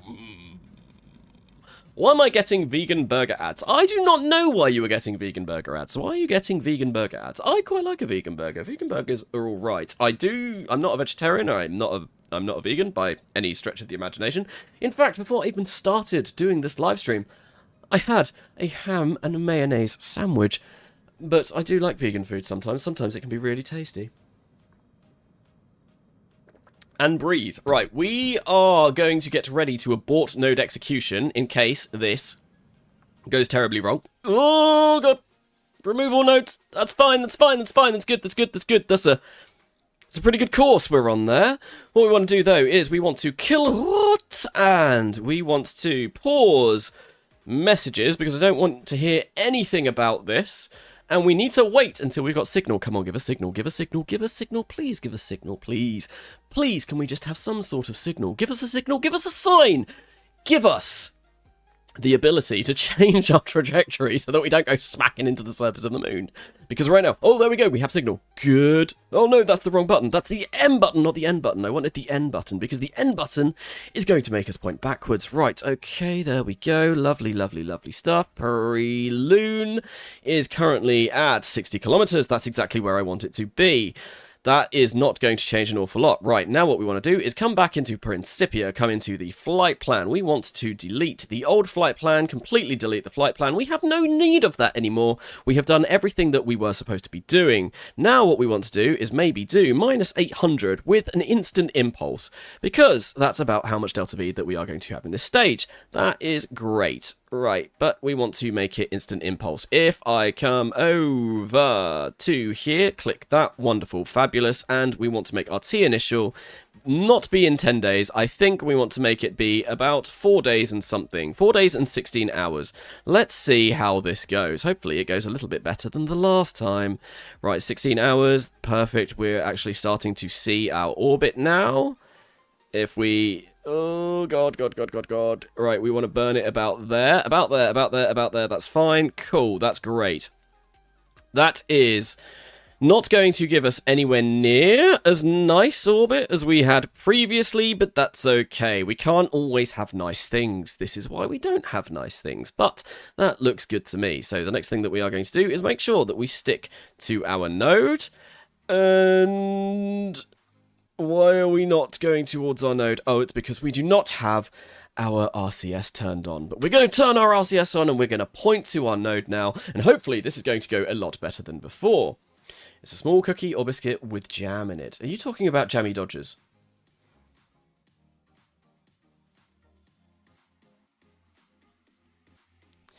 Ham and mayo is a great choice. Ham and mayo is a great choice. It is my standard go-to for a sandwich. I feel like I'm a little bit of a basic bitch in that regard because it's quite basic, but I love it. It's great.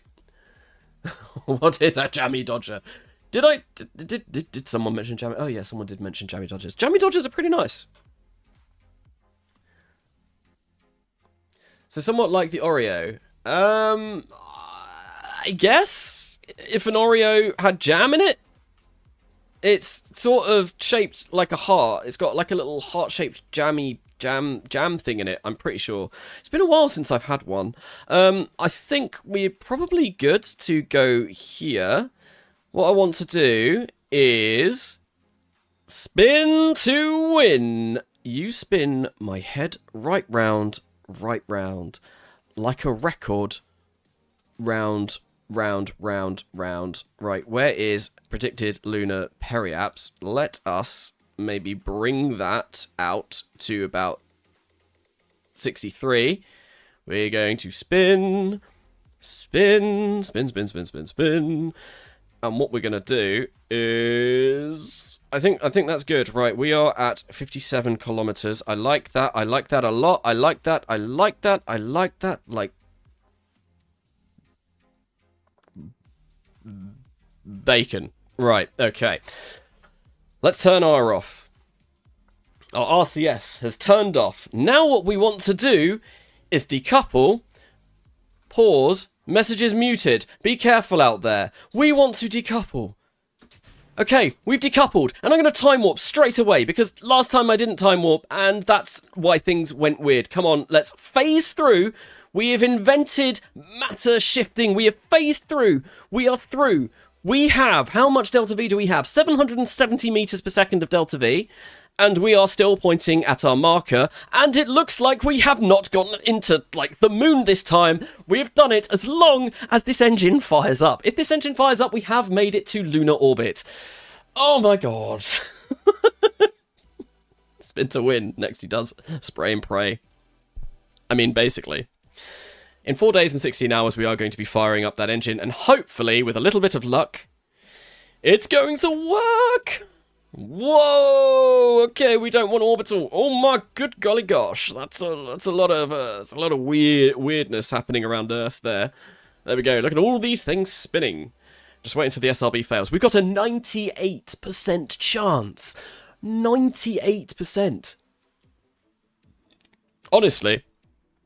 If this fails on a 98% chance with everything else that has gone wrong with this mission, oh god, one thing that I do not want to do is have anything running, because I know we've got 197 days, but, like, if I do magnetic scan, right, that takes us down to 30 days. I don't really want to be doing that.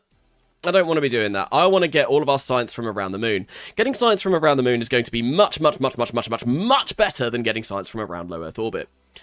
We're not going to quite get this, because I think this was 800 meters per second of delta V. Yes, it was, and we've only got 770, but we're going to get pretty damn close. That is a pretty nice low lunar orbit as well.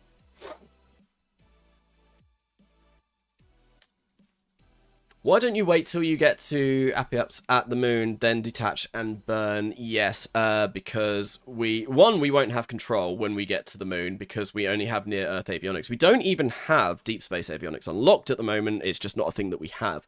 And even if we did, it would mean that it's a lot heavier. We need to build a much bigger rocket to be able to do this. Unguided stages, in general, are a lot lighter weight. They are a lot better to do stuff like this, but they are a little bit more tricky, and they have a lot more areas in which they can go wrong.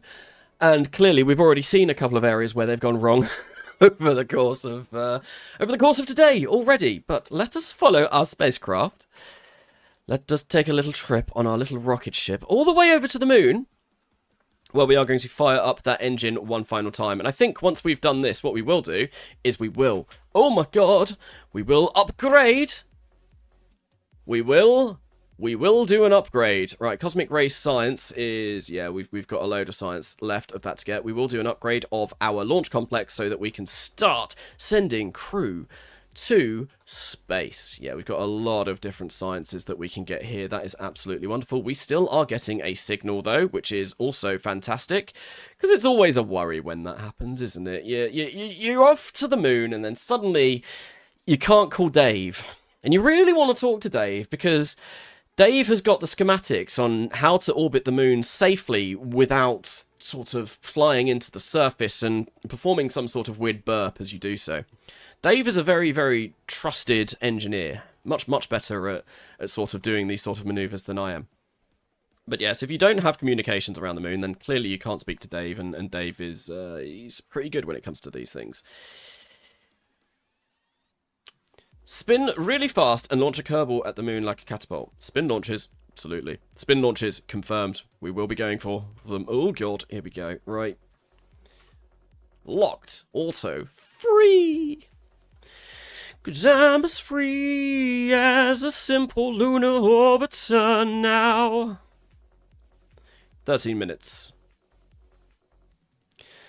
This is known as the 13 minutes of terror. This is when everything can go. That can go wrong will go wrong. And everything that couldn't go wrong will go wrong anyway. What do you reckon? I reckon 98% chance. If we don't have this 98% chance work, I'm just going to quit now. Quit while you're ahead. 99% of gamblers quit before they make it big. And we're going to do that. I think we should be fine, though. If this fails, I honestly, I would be very, very, very surprised. Right. We're not quite sticking to surface. It's not quite as accurate as I'd have liked it to have been. But I think it's fine. I think... Oh, no, it is going to make its way there. There we go. 1 minute. 1 minute. And we want to burn this when basically we get to about 2 seconds. There we go. 20, 15, 14, 13, 12, 11. I can do numbers. 10, 9, 8, 7, 6. We look like we are burning pretty much retrograde. 5, 4, 3, 2, burn. And we have a successful ignition. We are going to orbit the moon. We've done it. It's done. Success. Checking for stable orbit. 2 minutes. We've done it. We've successfully orbited the moon. Now we got to get crew up to space, for God's sake. Oh, fuck. God damn it. Streams on Boyd if it fails. I would like to stream Zomboid, although, I mean, I've got, 67 concurrent viewers here today, which is not a huge amount of people. I think before I've been on massive hiatuses, I was pulling in maybe about 200 people per stream, 250. I think the Kerbal Gets Real lunar landing mission peaked at about 350 people. But thank you all for coming here anyway. It's just a bit, yeah, there's not too many of you. Probably because I keep taking breaks, because ADHD can't focus on something for more than 2 months at a time. And yeah, I think if I did something like Zomboid, which my channel was not known for in the slightest, no one will watch that. I will get like 3 viewers. And that would not sit very well with me. Nice orbit, congrats. We are doing it. We have done it. We have done it. We have successfully done lunar orbit. Now what we need to do is actually start getting experiments sent over. So 2 days and 6 hours this will last. Magnetic scan. We want mass spectrometry. No storage space. Yeah, we literally are like running the experiment and then just sending it straight away. Oh, yeah. So annoying that there's no storage space, because we are running with like this rubbish early stuff. Why is that 2 hours and 14 minutes? I thought that was 2 hours just in total. Video imaging we can do as well. Telemetry, yeah, we want to do all of these. I think we'll leave the cosmic ray and magnetic science, but yeah, we'll run this, and hopefully that should give us a fair bit of science. We'll get quite a bit of low lunar science here, I think, because we've not really stayed around the moon. There we go. First lunar orbiter uncrewed. It's done, it's done, it's done. We're good. We have completed this contract, and that makes me a little bit happier. Okay, so the next thing is, I think we're just going to wait until this has pretty much done all of its experiments that we are going to want to run. How long is it going to be before our orbit degrades? Because we are probably not in a particularly good orbit. So that 483 is high lunar space.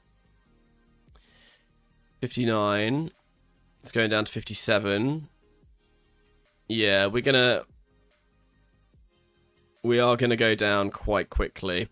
We're not going to be in the moon for a particularly long amount of time. Goodness gracious me. Why is the camera speed like set to time warp speed? That seems so insanely not what you want it to do. There we go. We have orbited the moon. That is a big thing to tick off. So, Jimmy Maguchi, we did it in April. We did it in the same month as you did. Had I time warped when I wanted to and not had that, you know, probe go all wonky, I think that's what caused that. Then we would have done it before. If you crash, you have to call the next craft the Shipbox Mark 34. I mean, we have had the Shipfuck 1, 2, 3, 4, and 5 in this livestream series already. Those were the first rockets that we had.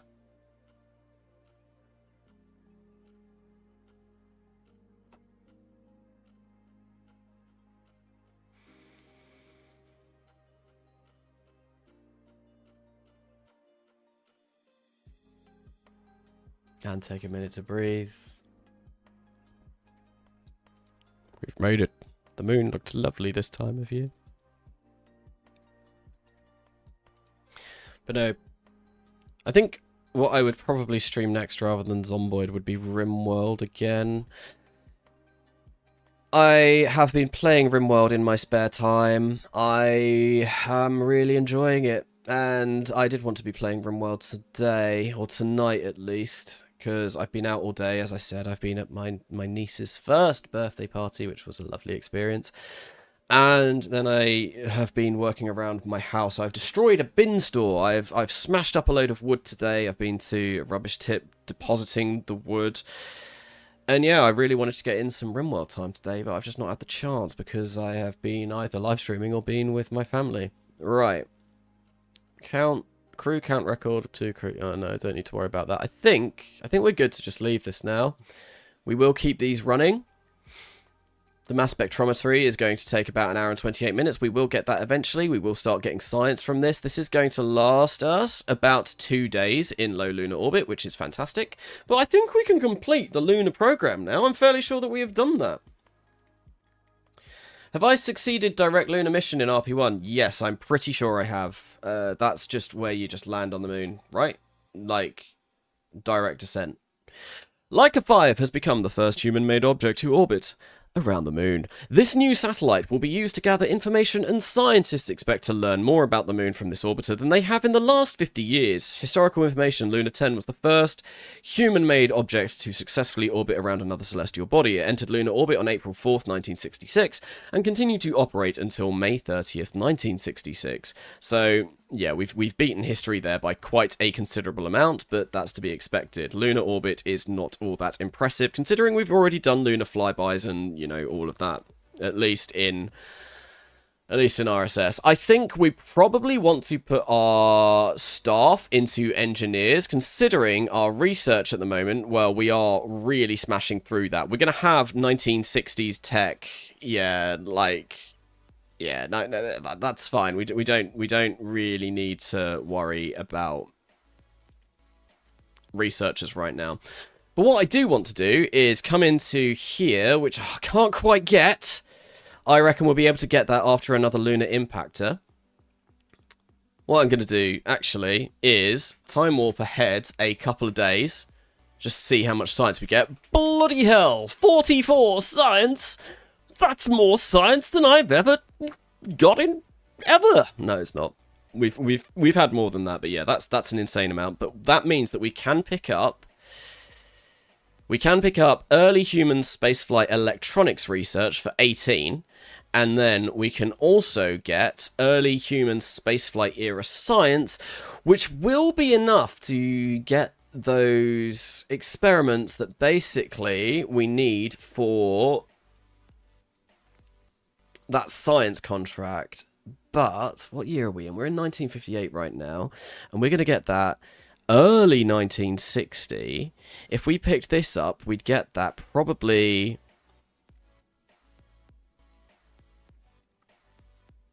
Yeah, we are going to pick that up. And then we will pick up probably 1960 orbital rocketry at some other point soon. Lunar... Oh, we're still getting a little bit of science from this. That's wonderful. We might get a little bit more. Let's warp ahead a few more days. See if we get any more science from Lunar. Leica 5 even. Oh, I'm getting confused with all the names. 9.9, come on. I want to get enough so that we get... Oh, that gives us... That's going to eat all of our electric charge. Let's do that. Why is that going to take 182 days? Oh, yeah, that won't give us any science. I think what we do is just we wait for video imaging to get us a little bit more. Let's time warp ahead a couple of days and see if we get any more science. 13 science. How much do we need? I think we need 16. I think we need 16. 16, we do need 16. In order to get that, though, we can do sort of a orbiter, an impactor. 16 science we'll get from that. But I think the next thing that we are going to want to do, right, is to build ourselves our first crewed vehicle.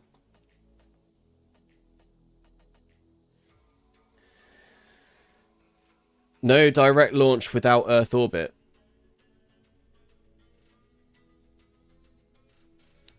What, just like...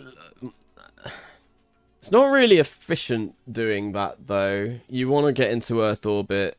You don't want to just launch straight to the moon. I mean, you absolutely could. So I want to do Mercury. And the reason why I want to do Mercury is because I just prefer the look of it. And also, from what I understand, it is lighter. But we might build ourselves like a custom service module. So we are going to come into here. We're going to do a Mercury capsule. Because I think if I look... I'm going to go and have a look at the contracts very quickly. Oh, let's also cancel that poll because, you know, that finished a while ago.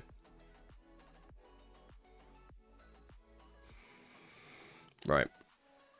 Mission control. Oh. Available contracts. Right, I want to have a look. Crewed orbit.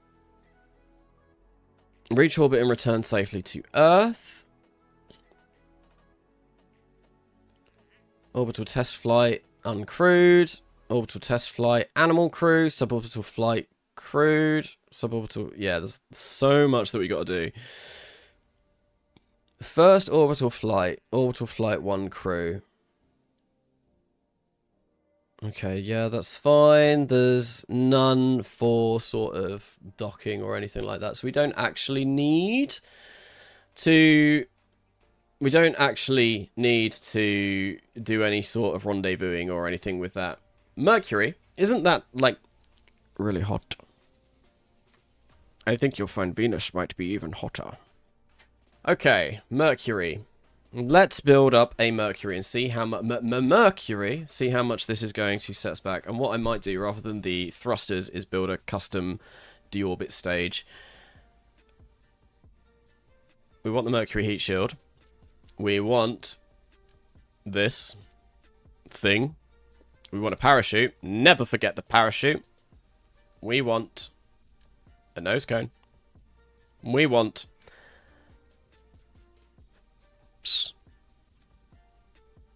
because we love flaps. And that's basically Mercury. And Mercury weighs 1.105 tons. That is not a lot. If we get the retro pack... and we add the retro rockets, how much does that weigh?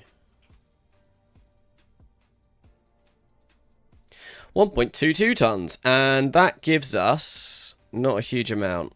That's interesting. Really? Only 99 meters per second of delta V. That's insane. I thought they were much better than that. If we go, like, can we improve the engine on those? Oh, that's not good. Oh, there we go. It's back. I was like, why wasn't it working?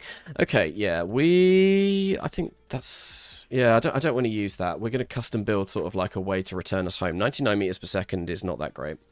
And how much time do we get in space? 1 day and 4 hours. We can also probably increase that as well. Considering this only weighs about 1.105 tons, and at the moment our Kiwi 2 launch vehicle can get about 4 tons to low Earth orbit, which is pretty good. So what we're going to do is we're going to come into payload. We are going to make a hollow interstage ring like so. The top is going to be 1.9. The bottom is going to be maybe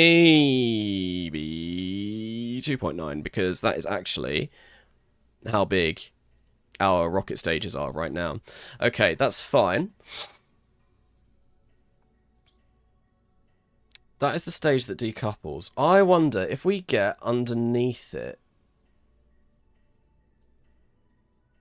I'm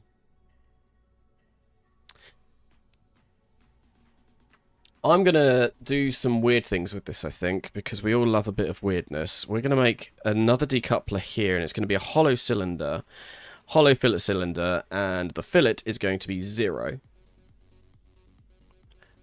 Banging techno, and the length is going to be that. What we're going to do is we're going to make that as narrow as possible, and basically we're going to use this as sort of the decoupler proper, and we're going to put that there like so, and then underneath this we're going to go for a ball, because everyone loves balls. I love balls, you love balls, everyone loves balls. We're going to go for maybe the spherical tank conventional structure. Maybe we can make this, I don't want it to be too big. I like balls, but I don't like really big balls. We don't want huge balls, even though we all know that fuel is stored in the biggest balls. I reckon what we can do is probably make something like this. And we'll go for something like that. Maybe make this... I think maybe it's time that we start looking at getting an isogrid tank. We've got the money. We have the money. Unlock cost is going to take 70,000. It's now going to cost us 104,000, but we have 300,000, so I think we can start using isogrid tanks. All hail the mighty balls. All hail the mighty balls indeed. And we are going to... Right, I know what you might be thinking. I know you may be looking at this and thinking, Carnassa, that doesn't look like a ball to me. We're going to make it ball-shaped. Because all the fuel is going to be stored in here, of course. Right. What we want to do is come over to engines, and we want to use some of the really, really, really rubbish ones, like the rubbish RCS engines. Thrusters and small engines. We'll go for... We have that unlocked. Maybe we go for something like this. These shouldn't fail. I'm fairly sure... Oh my god, look at this. That's a lot of weirdness. Right, we want HTP, please. Oh, this looks cool. I like this. Free. Active. Free. Locked. Ah. Anyway, we want to use HTP. Where is HTP? Ah, here. Switch. We own it. It's right at the top. I couldn't see it. Tech level. Tech level 1. We go for something like this, and then we fill this up with high test peroxide. I'm not entirely sure what that is. So that's 2 tons. That gives us 566 meters per second of delta V. That's a pretty decent amount of delta V. It's not the most that we've ever got, but that's sort of like decent amount for what we're going to want to do. It will get us to and from the surface of Earth just fine. Then what we can do is, this now weighs 2 tons, and I imagine if we go into avionics, yeah, we can only have 1.6 tons. We don't want more than that. So if I get this down to about 1.6 tons, how much delta V does that give us? That gives us 279 meters per second of delta V. That's fine. But what we sort of may want to do as well is include one of these. Oh no, I moved that away. I moved that away and I did not want to do that. But we include a avionics. This is going to make this a lot more expensive, but it means that we're able to get some more battery time out of this, because I think if we have a look at our water and our food... Oh, we've got no crew in here. Let's just say you can be in here for now. Lithium hydroxide. Do we not have any... That's interesting. There's no food. There's no food or oxygen. I didn't know that. Let's go for the Kerbalism engine.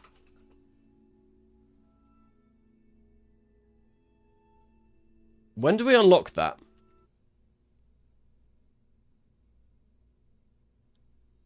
Do we not have that engine yet? Is it just config? Yeah, there we go, config. Life support config engine. This would have sucked if we didn't have that. Right, we want to fill with KerbalismConfig. There we go. Now it's 2.80 tons. We've got 2 days of food. We have 4 days of water. And we have 2 days and 4 hours of oxygen. That's looking a lot better. Right, near Earth, we're going to go for basic avionics. We are going to set this up to probably 2.5 tons. I think that's sort of the weight that we're going to want to get up into space. So 2.5-ish tons is great. Electric charge, we're going to last 1 day and 0 hours. What we want to do is really, really, really ramp that up. We're going to get rid of the antenna on there because I believe we've already got an antenna on there, which is absolutely fine. What we want to do is probably make this slightly bigger. We'll go for something like that. It's going to look like a very weird service module, but there is method to my madness. We are going to make it hopefully look a little bit better at some point soon. Sides, plain metal, and ends, plain metal as well. Right, so that gives us 2 days and 3 hours of electric charge. That is going to weigh in at 2.023 tons. If we fill this up so that it gets to about 2.5, that is perfect. And that gives us 421 meters per second of delta V, which is going to be more than enough to get us up and basically back home, I am pretty sure. So the next thing that we are going to want to do is make sure that we do have control once we are in space, because we would really like that. I do not want to be stranded in space if we can help it. So we're going to get rid of those. I want RCS block again, and I want to go at a 45-degree angle. Not... Oh, God damn it. There we go. Something like that. This is just sort of like experimenting at the moment. Kind of getting a basic idea together. This is definitely not going to be the final result. Right, we're going to go for that, and we're going to change it to HTP again, because HTP is the engine config that we've already got. We're going to set that up to tech level 1, because that is our highest tech level. And we have more than enough food, water, and oxygen for our person to last over a day, which is sort of like what we want to do, because then we can do all of the experimentation on... I mean, we can do all of the experimentation up in space. We're not going to be experimenting on our Kerbal. Absolutely not. Then, if we set the height of this to be, like, pretty low, and we will make the extra height come up so that we basically cover everything. We get aerodynamics, not aerodynamics, we go into payload. I get into the procedural fairing. We go for this. I don't want it to be an egg shape. I want it to be conic or cone-egg. That looks pretty good. Something like that. Whack this up here. Then we maybe set this to Angara because I like Angara. I just think it looks a bit nicer than the standard one. We're going to save this as redacted one for the moment, because I can't think of anything better, but maybe we will come to the live chat in a bit and see if anyone's got some names, because obviously, you know, I am so bad at naming things that I have to rely on my audience to do it. Right, let's open up Kiwi 2. Or whatever our 4-ton launch vehicle is. In fact, we don't even need to open it up from there because I did save it as a sub-assembly. So if we come into sub-assemblies and grab Kiwi 2, this is capable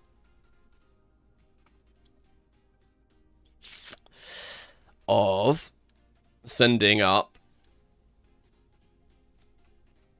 Oh, that's such a dumb design. This is capable of sending up... So this is 13 tons, capable of sending basic avionics.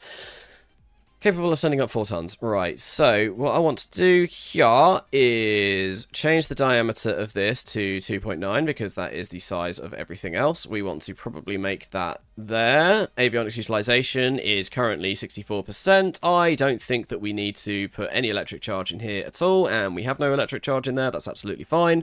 What we want to do is bring that to there, and there we go. That is basically our first crewed vehicle. This is what it's going to be, and hopefully this does go okay. But I think what we can also do is just come to Mercury, grab the launch escape system, whack that on top like so, and Bob's your uncle, we should be good.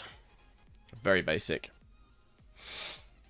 In a really early stream, you said Moa for first crewed. I think that was Oxox that may have come up with that. I think he came up with the Kiwi naming system, and I think Moa probably is a good thing. Yeah, redacted one. Maybe we do go for Moa. Moa? And thanks to the sheer quantity of money that Oxox sent my way. Poll for capsule name. I like Moa. I feel like Moa would be good.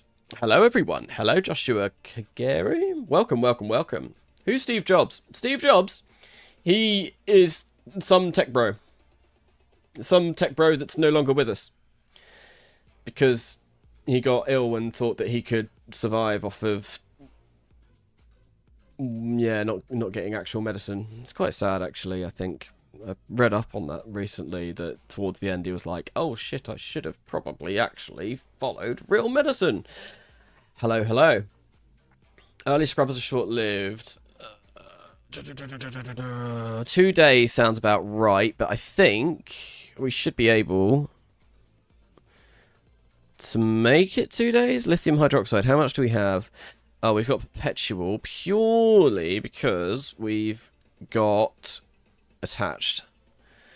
Why do we have perpetual lithium hydroxide?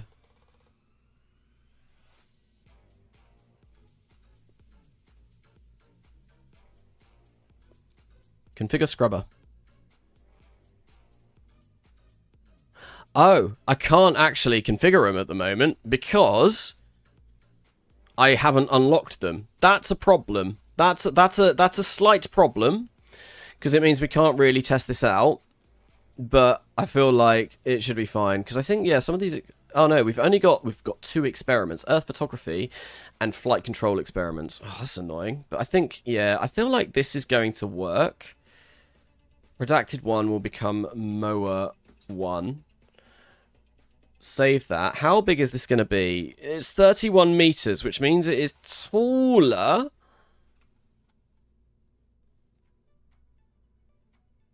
It's taller than what we would want. Purely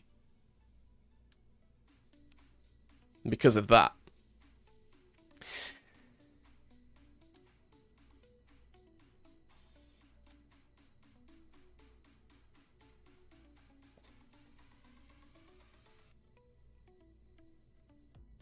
How safe do we want our space program to be?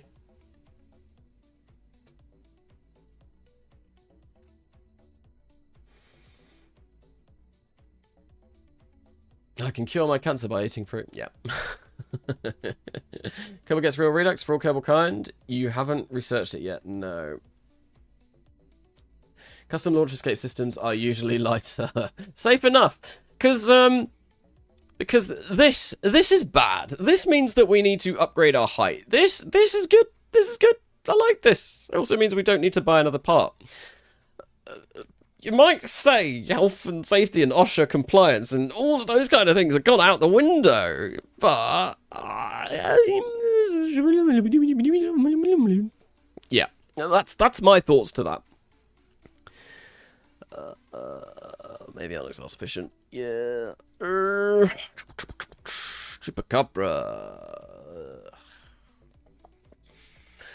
Because if we need to modify the size as well as make it crew rated, it's gonna that's gonna be a lot more. We're gonna need to do a lot more to it. This is only gonna take 43 days, but I reckon if we needed to modify the size so that it is 32 meters, so commonality is 70% with 30. If we set it to 32, it's still 70%. We can do it. We can do it because we have B'd and Q'd it.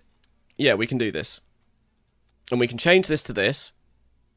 And that's still fine. And we're still above the parameters. It's still 70%. Our starting efficiency is still going to be that. And yeah, that's absolutely fine. I am happy with that, with modifying that to be that. Yeah, because now it's changed it to 35, but we don't need it to 35. We only need it to 32, like so.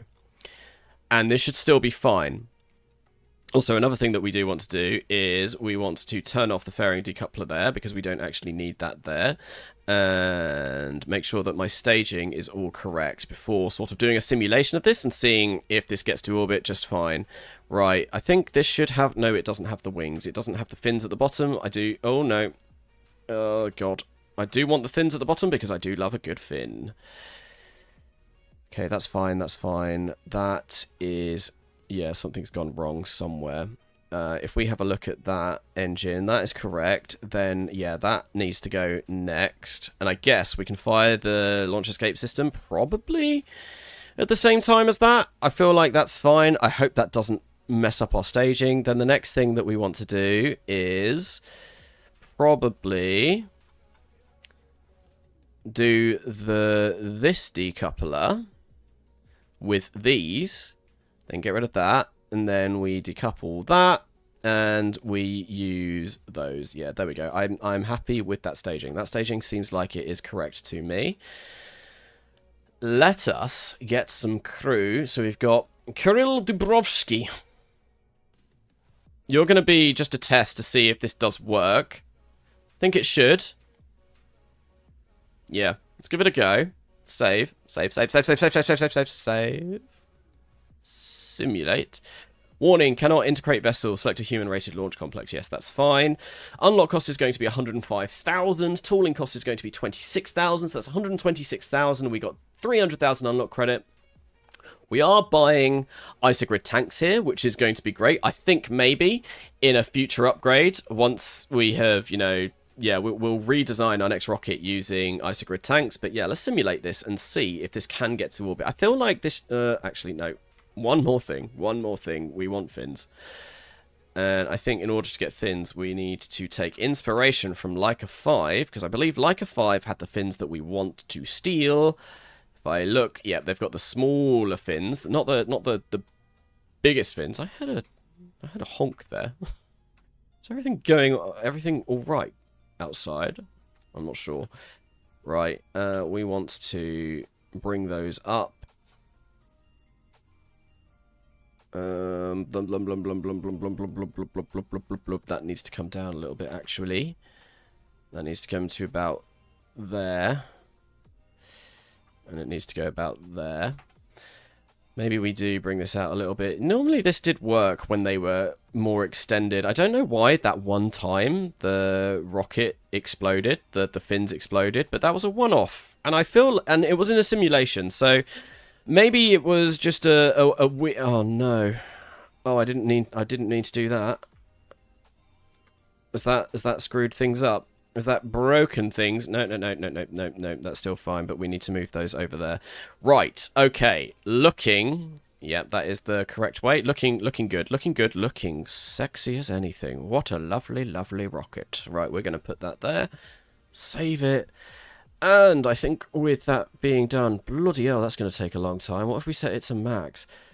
My word, it's because it's crew rated. Oh, and also because we need to tool it. If we tool it, what are we going to be looking at?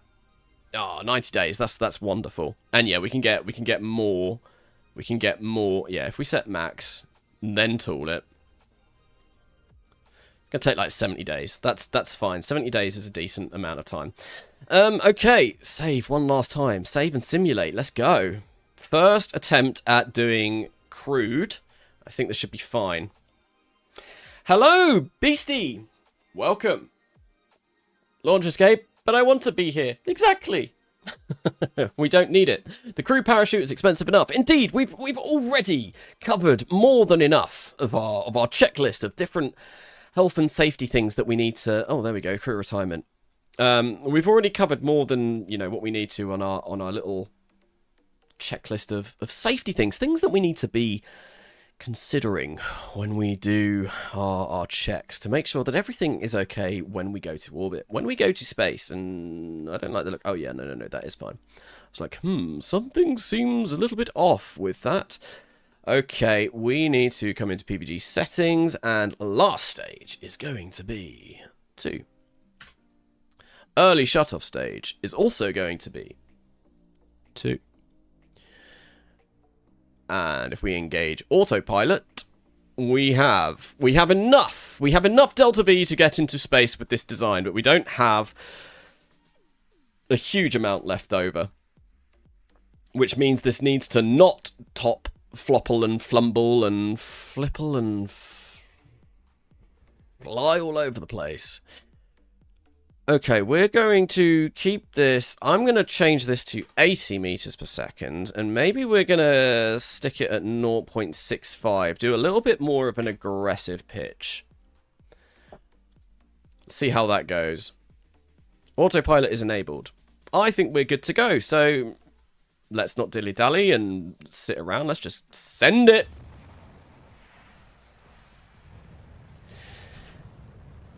We should totally play Zomboid again. That is definitely something that should absolutely be on the cards. How much more would it cost to upgrade to Isogrid, you reckon? Quite a lot, because we'd have to tool all the parts. I don't think it would... Well, we're already going to be buying the Isogrid tanks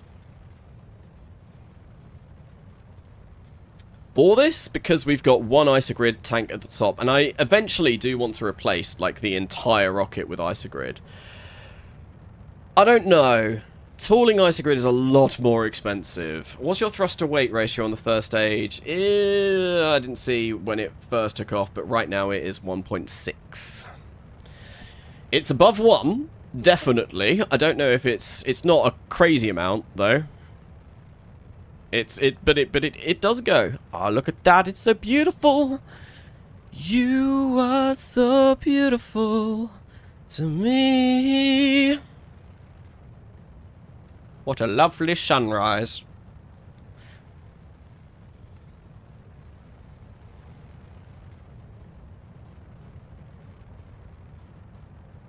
Bro, now it's 30 degrees in my room. I'm transferring my heat to you through osmosis, through convection, through thoughts and prayers. It's 31.5 in mine right now, which is pretty gross still. This looks like we are going for a pretty good pitch rate.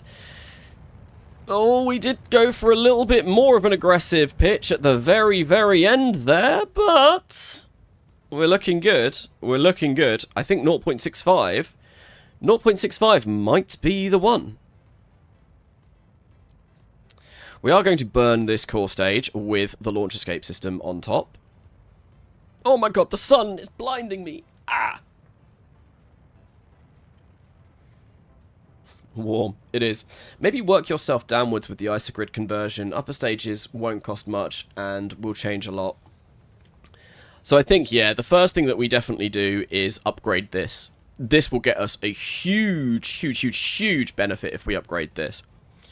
And because this is actually the same diameter as this, if we tool this, it basically means that this is going to be a lot cheaper to do, which would be wonderful.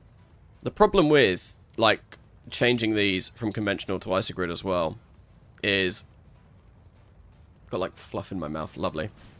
Oh my god! We sent off the launch escape system. That worked fine. Yeah, I'd have to redo all the greebling, which would take a really long time and would be quite annoying. I think we are going to make it to orbit with this, though. With still quite a huge amount of Delta V left over, which is absolutely fantastic, but that's not the real main concern that we've got. They're important for this mission, because we are sending a Kerbal up for the first time. And I think the first Kerbal that we probably will have in this series... we don't have Oxox on here this live stream, but I do believe we have Blue. Blue, you're probably going to be the first Kerbal that we get. Do you just want to be Jeff Mr. Blue Lin again?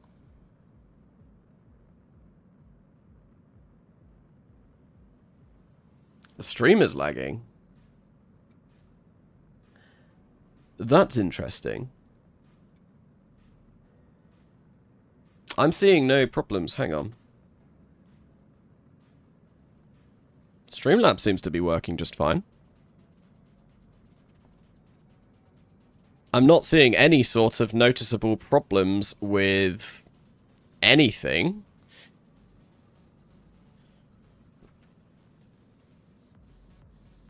CPU isn't maxed, GPU isn't maxed, everything seems to be running fine. The internet is also, the stream health is excellent. That's very, very odd.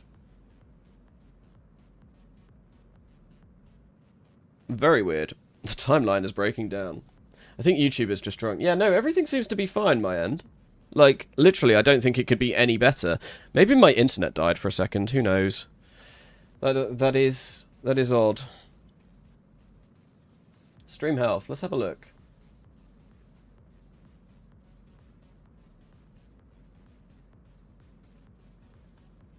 Yeah, no, everything seems normal. Audio, can you hear me?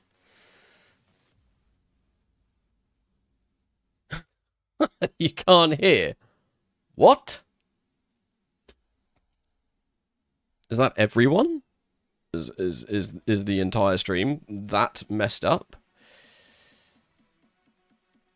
It still says it's upcoming on. No, I can hear me. Still says it's upcoming. Yeah, no. That's fine. Oh, that's weird. Do you want to hear me? Double. I can hear me. Double me. Ah! No, everything seems okay. Oh no, because I've got YouTube Premium, it's still playing. No! Stop it! Okay, that's interesting. Yeah, the audio seems to be fine on my end. I've done a quick check with my telephone and everything seems okay. Right, we are in orbit. We are in space. The final frontier. And this thing looks terrible. Maybe we will make it look better, maybe we won't. But right now, what we want to do is great. Oh no! Insufficient avionics. That's not good. We didn't put enough on here. Is there any way that we can dump fuel? We do have ship manifest.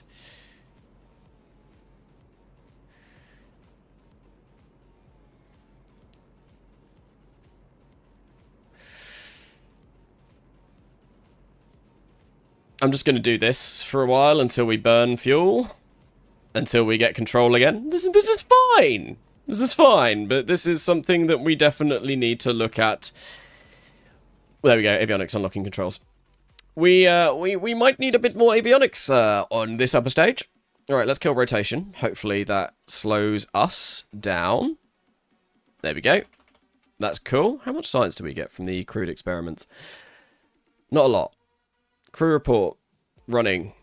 Telemetry analysis waiting. We get 22 from that, which is fine. And oh my lord, we get a lot from Earth photography, but I think we have to do that experiment 3 times, if memory serves. Okay, so we're going to stay in orbit for 1 orbit, right? Hopefully our crew person doesn't die. Because we don't have scrubbers yet. We're not getting any carbon dioxide yet in our spacecraft, though, so that's absolutely fine. We've got perpetual lithium hydroxide. That is very weird. We are not using scrubbers. Why is there no CO2 in our environment? That's, I mean, not massively concerning, but it's a little bit concerning. What is happening to our carbon dioxide? We're just sending it out the window? Just sending it? Just like 800 kilogram crew is heavy. Look, Kirill, we can't be fat shaming Kirill on this live stream. He may be a little bit rotund, but he's trying his best. He is trying his best. Come on, guys. Oh, wow, my GPU is suddenly spiking. I wonder if that was it. Why is my GPU spiking? Right, anyway. I think we want to burn this, and what we want to do is probably burn about 100 meters per second. So we want to get down to about 250-ish.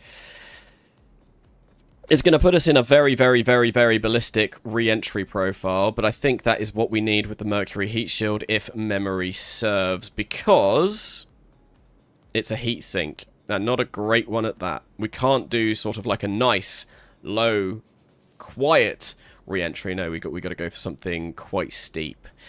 So I said about 250. So if we go for 250, that puts us about there. Now, the next thing that we want to do is decouple that. And there we go. We still have control. We still have control. I'm going to turn it off right now. And we're going to see if we're able to... Oh, look, there is our... I think that was New Zealand. Pretty sure that was New Zealand.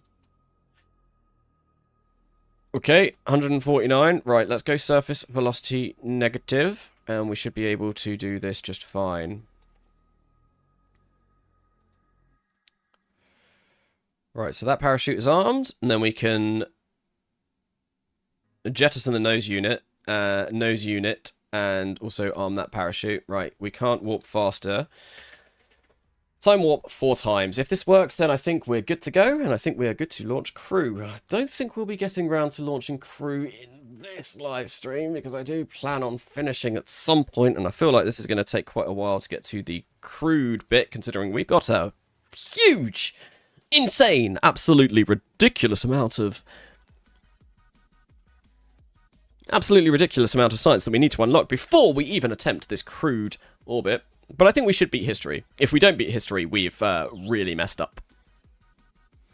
We might also be able to pick something a little bit more advanced over the lunar contract, especially now that we have upgraded our the station thing, our programs place. Right, come on, come on!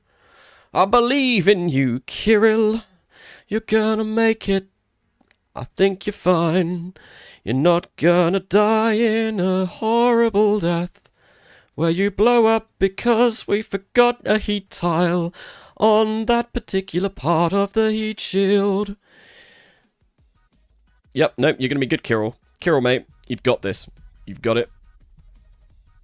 You good? I can hear explosions from somewhere. Ah, there we go. Explosion. Whoa! That went flying. This does have a bit of ablator, at least. So it's more of a regular heat shield than, you know, the heatsink that we were using when we were first sending things down. Oh, we're heating up. We are heating up. That's hot. That's pretty damn hot. That's spicy. It's like that Indian that I had last night. I do like a spicy Indian. Not too spicy, though. Well, that's absolutely fine. We are able to come back through Earth's atmosphere. 8.1 Gs. Yep. If we went for... Yeah, the perigee that we went for was fine. Now we just need to make sure that, you know, everything else works, such as the parachute. Check out time control mod for faster time warp. Works like a charm for me. I'm quite alright with the levels of time warp that we've got. You're going to paint the CSM silver? Probably. I liked having a silver, shiny CSM for the thumbnail. Yes, a not too spicy Indian is great on a Friday night. It is indeed. I've not actually had an Indian for a while, though. That was just a joke. I said spicy, and Indian was the first spicy food that came to my mind. No, I've not had an Indian for a while. I need to find one. In fact, yeah, I've not had an Indian since I've moved. I need to find a local that does a good one. I love. What do I normally get from an Indian? Get Bombay potato or Bombay aloo. Very, very, very nice. Shashlik. Usually I get some sort of like seafood curry. So we are 1,600. Is that? Oh, both of the chutes are done. But then I think what we do is we probably like jettison the nose unit now that... Yeah, there we go. That's done. And then this should hopefully open and slow us down. And yeah, there we go. We recover both safely. We're still going 8.6 meters per second. Bloody hell, that is very fast. That is very, very, very fast. They are not going to enjoy smacking... Kirill is not going to enjoy smacking into the water at 8 meters per second. I can definitely say that. But yeah, I think this is going to be successful. I love spicy food, but overheating can trigger an attack from my MS, so I have to eat less spicy food, and it's very sad. That is sad. MS sucks, man. Where are we landing? I'm not entirely sure. I think we're in the Pacific somewhere. Just southwest of Mexico? Sort of Central America, probably not too far away from Hawaii. Hawaii is like somewhere around there, right? Or is that Hawaii? Nope, that's... I don't actually know where Hawaii is. Is that Hawaii? South Point.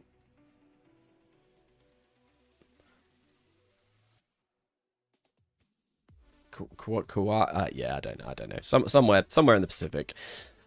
Cool. That works like a charm. I think we're probably going to revert to the editor and make our modifications.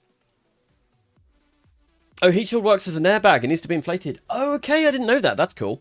Well, we're definitely going to do that when we do these missions for real. But this works. This absolutely works. This could not have gone any better, to be honest. And MOA 1, I think, is ready. So what we're going to do is we are going to tool this now, I think. Purely because we're going to want to tool this anyway. Actually, no. We'll modify the launch complex now. That's going to take... We want to get that commonality up to 70%, which is the most we can do, changing it to human rated. Our max engineers goes up to 854. But there we go. We're going to modify that. There we go. We have started working on our human rated launch complex. So we are working towards human rated. Now I think the next thing that we're going to do is we're going to leave here and we're going to go and grab our first Kerbal. We need a Kerbal. We need to send one up to space now. Like, we need a Kerbal. Come on. Follow my face. Follow my face. There you go. You tracking again? You are tracking again. It's still missing balls. It is still missing balls. It's still missing balls. I read too quickly. I read the thing too quickly, and I'm like, oh no, the text-to-speech will get it. I do like the text-to-speech. I wanted to put that into the streams because it makes it a bit more interesting. It's an incentive for you to spend all of your money on me. Because you get your message read out by Brian, of all people. Yeah, that's the name of the voice that does the text-to-speech. It's English Brian. Brian! Okay. Let's go hire a Kerbal. Let's get this person because they are courageous and not stupid. That cost us 5,000. And now that's going to cost us even more because Patrick Richard... Why do you have two first names? Patrick Richard. Well, that's not acceptable. Blue, I don't know if I saw, but yeah. I feel like as you are in the chat... What do you want first Kerbal to be called? Or alternatively, message me on Discord, as you've spent a lot of money over the course of these streams. So you definitely get first naming rights.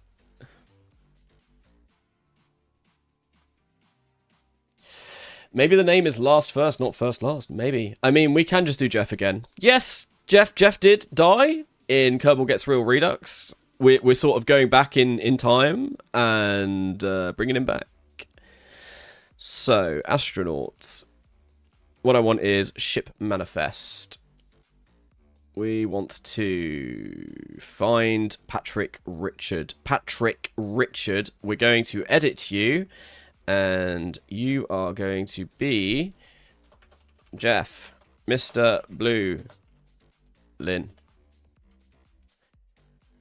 Sun is shining in the sky. There ain't a cloud in sight. It stopped raining, everybody, don't you know? You can be a badass veteran as well. Apply. There we go. Jeff, Mr. Blue Lynn, is part of the roster. So that's going to take until the 30th of June. In which time, we're not really getting anything else done. How much was it going to cost to upgrade this again? Bloody hell, that's a lot of money!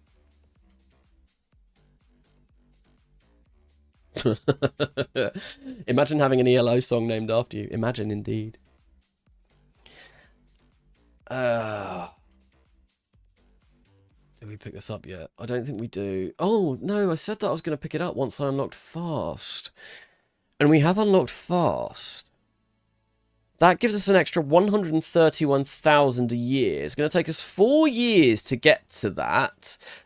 There's a lot of these a lot of these contracts that we need to complete in the same time that we are doing lunar operations. But I'm pretty sure if I go to early lunar probes, yeah, we can complete that. We've done it. We could literally complete early lunar probes now, which gives us 2 slots back. If we get 2 slots back, crew lunar exploration. I'm seeing what we want to do now.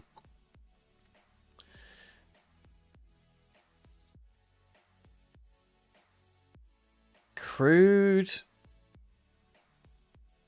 lunar surface exploration gives us about 152,000. Gives us a lot less than these early lunar probes. That's interesting.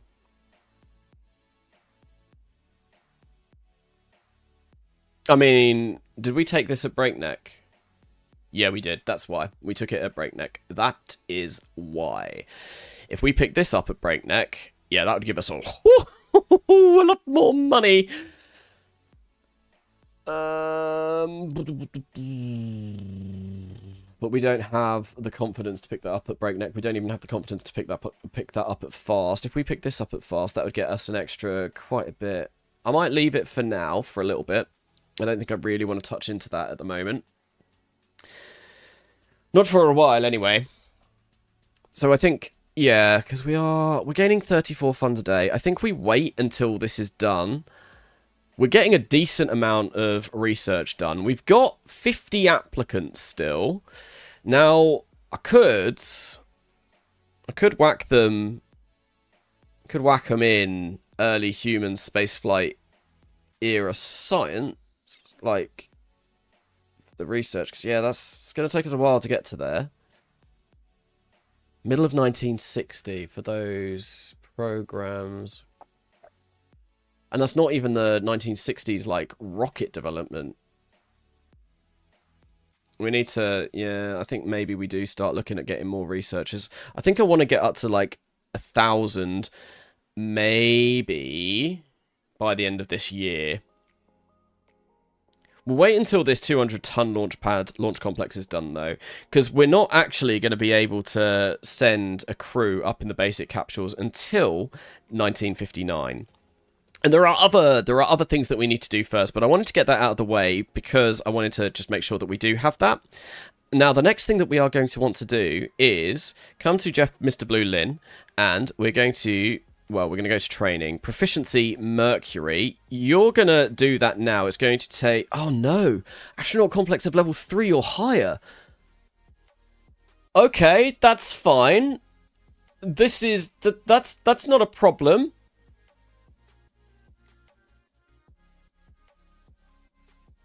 That would have been nice to have known earlier on. Because we're going to need to do that. And then it's going to take him... It's going to take... Mr. Blue another 325 days to actually get the proficiency. Yeah, we need to do that quick, sharpish. Oh, we're going to be losing a lot of money. 618 a day.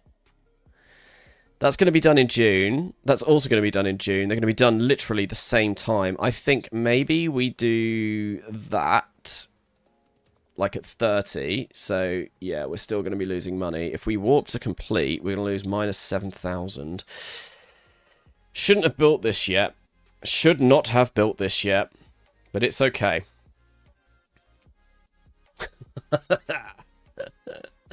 X-Planes to train crew still work. We could do X-Planes to get our crew a little bit more proficient, but I don't think we want to do that. If you go X-Planes, then yeah, your crew will be more trained by the time you get here, which means that these will take less time.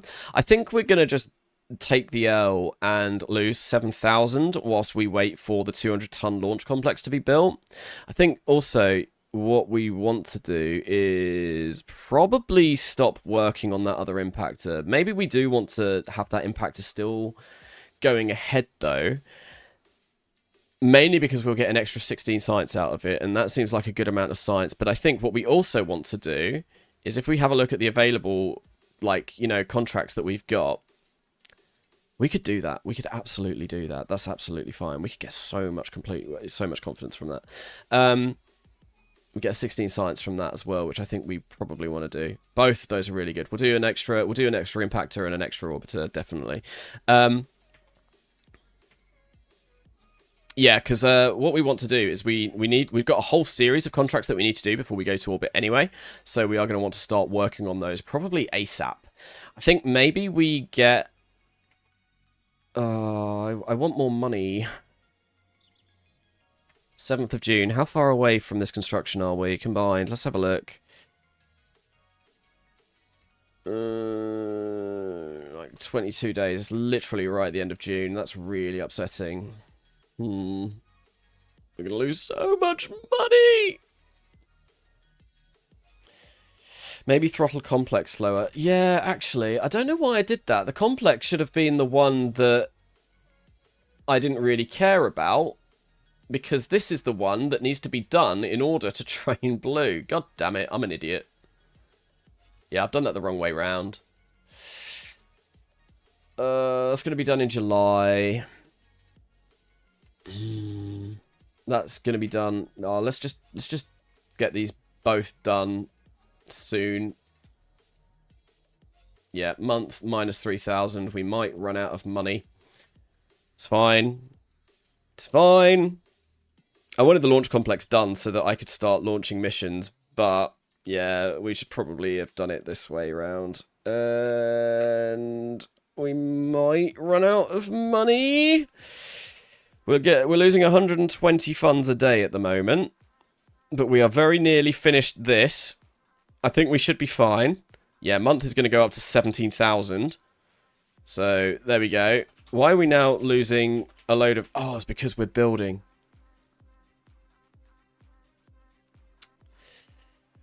Right, what I want to do is come into my staff, engineers, for the 200-ton launch complex. We're just going to get rid of all of you for now. You're just not going to work, and now we're getting 659 per day. Oh, that's another point. Do we have a full... We don't have a flight director. Okay, yeah, this is something else that we definitely need. Is there anything that we can get from this?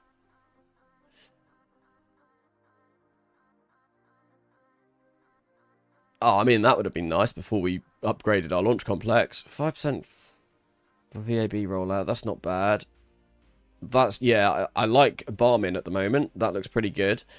Don't care about crew retirement. It's not the end of the world. Speed of crew training, that's pretty nice. Fund costs and speed. I don't like the reputation loss, though. That's great. That's also great.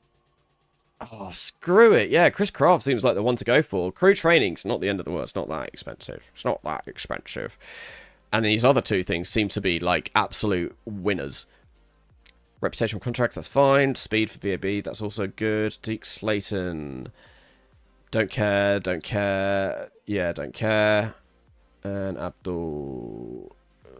Yeah, we're going to go for Chris Craft. I like Chris Craft. Chris, you're hired. You're good. Because we want efficiency. Yes. Appoint that leader. Appoint that man. Get him on our crew. Get him on our staff. Immediately. Oh, he needs to be a level 3 as well, doesn't it? So we need to do it twice. Oh, god damn it. That's going to be really, really, really expensive. But that's fine, because we're getting a load of money now. And this is going to be done in 3 hours. 2, 1, cool. Good. Right. Upgrade. Oh my god, are you for real? 150,000. What? What? I mean, it will be done over the course of this. That's insanely expensive. What? Why? No. Oh, maybe do contract farming in the meantime. Yes, we will do. What we're going to do is we're going to upgrade that. We're going to set that to be maybe about 40%. So it is done in getting close to the end of 1959, which will put us up to 1960-ish to do that. Oh, God. Yeah, it needs to be quicker than that. We're still gaining 360 funds per day. That's fine, but we've got no staff in our complex. I think the next thing that we're going to do is probably... If we do... Right, we've got 1193. Is there a way that we can seriously up that? 1373. We're not too far off the max. I think we go for this Lunar Orbiter Uncrewed. We can definitely do that. But Lunar Impactor gives us probably even more because it gets us science. So I think we're going to do this. We're going to pick this up. That's going to be our next one to do. And then we'll do this afterwards. We'll do the Lunar Impactor first because more science is always nice. And what we want to do is maybe set it so that we get about 100 funds a day.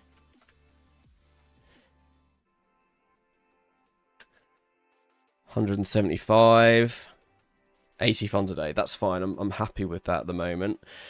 But oh, we've got this Leica, so actually we might as well do Orbit first. Let's do Orbit because we're working on it. Anyway, let's do Lunar Orbiter Uncrewed. We'll accept that contract. We can definitely do below 50,000 meters because we did that with the last one. So it is something that will happen. We've got 2/3 of our engineers working on this at the moment. So that's a pretty decent number. We could definitely get more. I think the next thing is quite possibly, if we look at our research, we might actually want to slow our work rate down so that we do start... I don't like doing this, but let's put it to 75% for now, and I swear I will not forget about that. So that we start getting a bit of money, because we have like no money, and I do want to build up some more rockets. Rockets are on the agenda. And if I have a look at the combined, yeah, Leica 6 is going to take 54 days. That's great. That's not too bad. And hopefully we might get a bit of science in between then. But yeah, let's go for a second lunar orbit as we slowly make our way towards building up the most expensive thing that we have ever built. It's so expensive. We're going to get that in 1959, towards the end of 1959. Maybe we can speed that up a little bit more once we start earning a little bit more money, but that's going to be a while. Yeah, we're getting like 267, 268. Let's put this up to 50. 50? 176. Because, yeah, it's going to take until 1960, and then it's going to take even... it's disgusting how long that's going to take. Right. We probably should really be focusing on launching some extra things. But it's fine. It's fine. It's fine. It's fine. Right, there we go. Leica 6 is now done. We've got enough money to build up reach orbital speed and return safely, which we will do as well. So I'm going to accept that.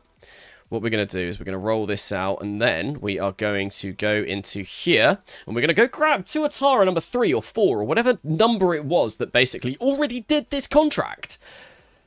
Jab on a chair time. Crude lunar impactor time. Oh, we could absolutely send this. Oh, retirement days, that's fine. We could absolutely send this to impact the moon. Cool. Right, Tuatara. Tuatara. I think it was Tuatara 4. Tuatara 3 mission. Tuatara 3. If I load this up, is this going to be what it should be? Didn't mean to pull that off. So this... Yes, this will get to orbit and return safely. In the most ridiculous way possible. Oh, what a silly, silly, silly thing. And we want this to be built at the 200-ton launch complex. So let us build this. With current, it's going to take 83 days. We can definitely make that a bit faster. Tuatara 3 is going to now be built. Don't save. I don't like that it said that I made edits to that. I'm a bit concerned. Is lunar film return still a thing? I don't think so, but I'm not sure. Right, so that's being rolled out. How much money are we? We're losing 257 a day, but that is because we are rolling something out to a launch pad. It's going to take 7 days. All right, let's warp to complete. We're going to lose a bit of money, but that's fine. 140. Maybe I do lower this back down to about 45. That gives us 235, and then we put more engineers. Put another 100 in here. 100 more, and we're getting 140 funds a day, which means we're getting 4,500 a month. So that means we can build one roughly every month, one every 2 months. That's fine because it takes us about 60 days to build these anyway. That seems like the perfect amount. We're not going to get any more researchers. We've currently got 50 applicants, sort of just, you know, sat there. I think this is probably sort of what we want to do. Stick it, keep it at 400. I feel like that would be good. Right, okay, that's fine. That will then be done in November to get, and this is going to be renamed as Komodo 3, because this technically is a Komodo mission. Komodo 3. Save. And let's launch like a 6. Yeah.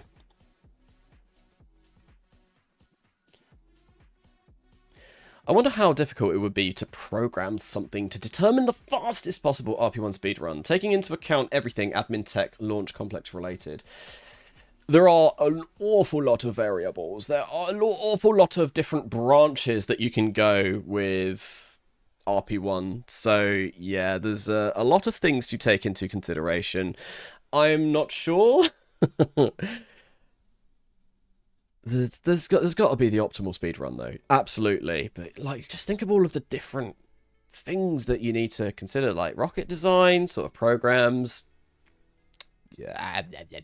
leaders, and sort of like when you pick things up.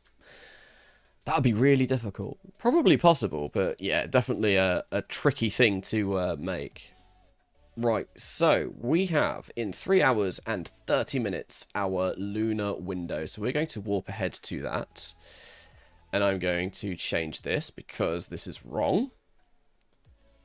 That's fine. Are we going for an evening launch? No, I don't think we are. No,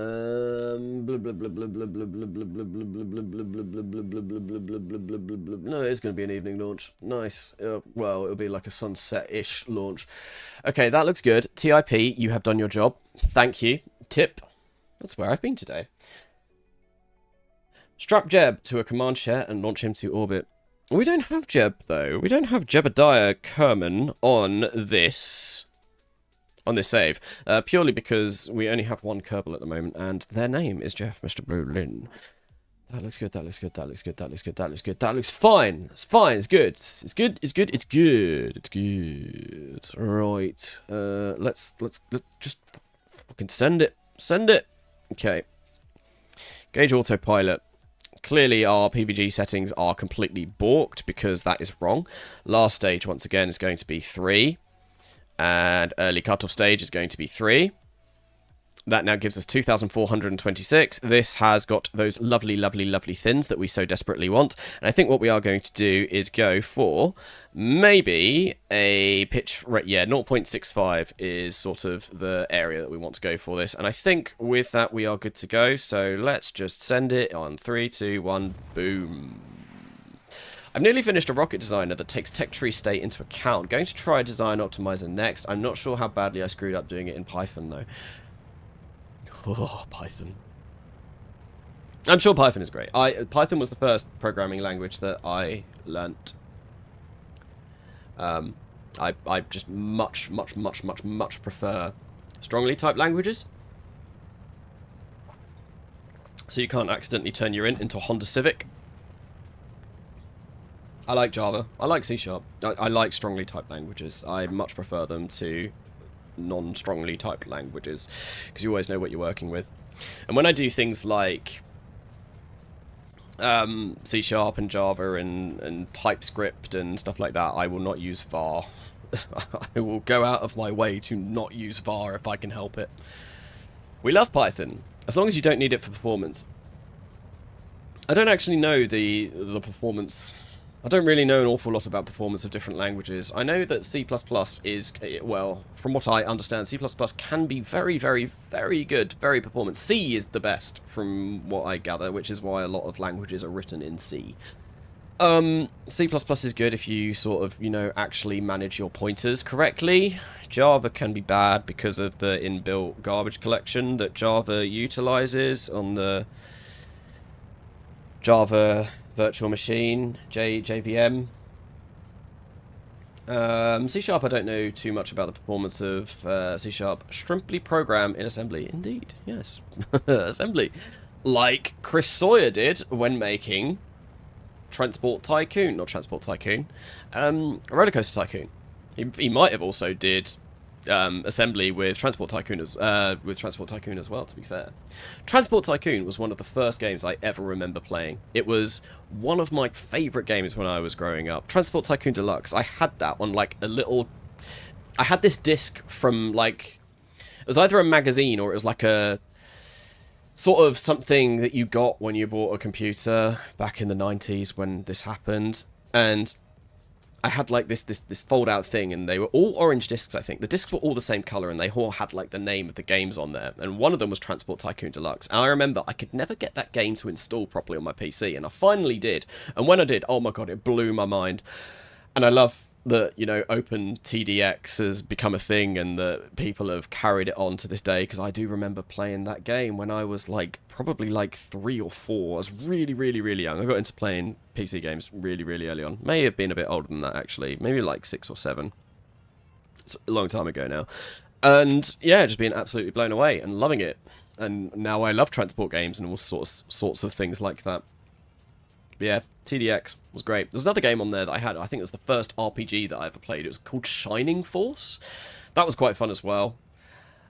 That was difficult, though, I remember. I'd love to go back and actually try it these days and see if I'm any better at it, because there's probably a good chance, because I was so young, that I was terrible at it. Although I did go back and play Super Mario 64 recently, and I think I'm worse at that now than I was when I played that when I was younger. Logistics brain go, brr, indeed. This is why I love things like Satisfactory and Factorio and Dyson Sphere Program and all of the lovely logistics games. Even like things like Schedule 1 to a lesser extent. I remember playing that somewhat recently and thinking, damn, they've got this to a T. They've got the drugs and they've got the logistics. It's brilliant. The factory must grow. That's also kind of what I wanted to do with Coming Home Redux as well, because it was obviously using USI, the USI suite of mods and all of the sort of logistics mods, and I wanted to get, you know, like supply lines up and running and like fucking about with all of that cool stuff, because massive logistics, autism brain basically loves that kind of thing.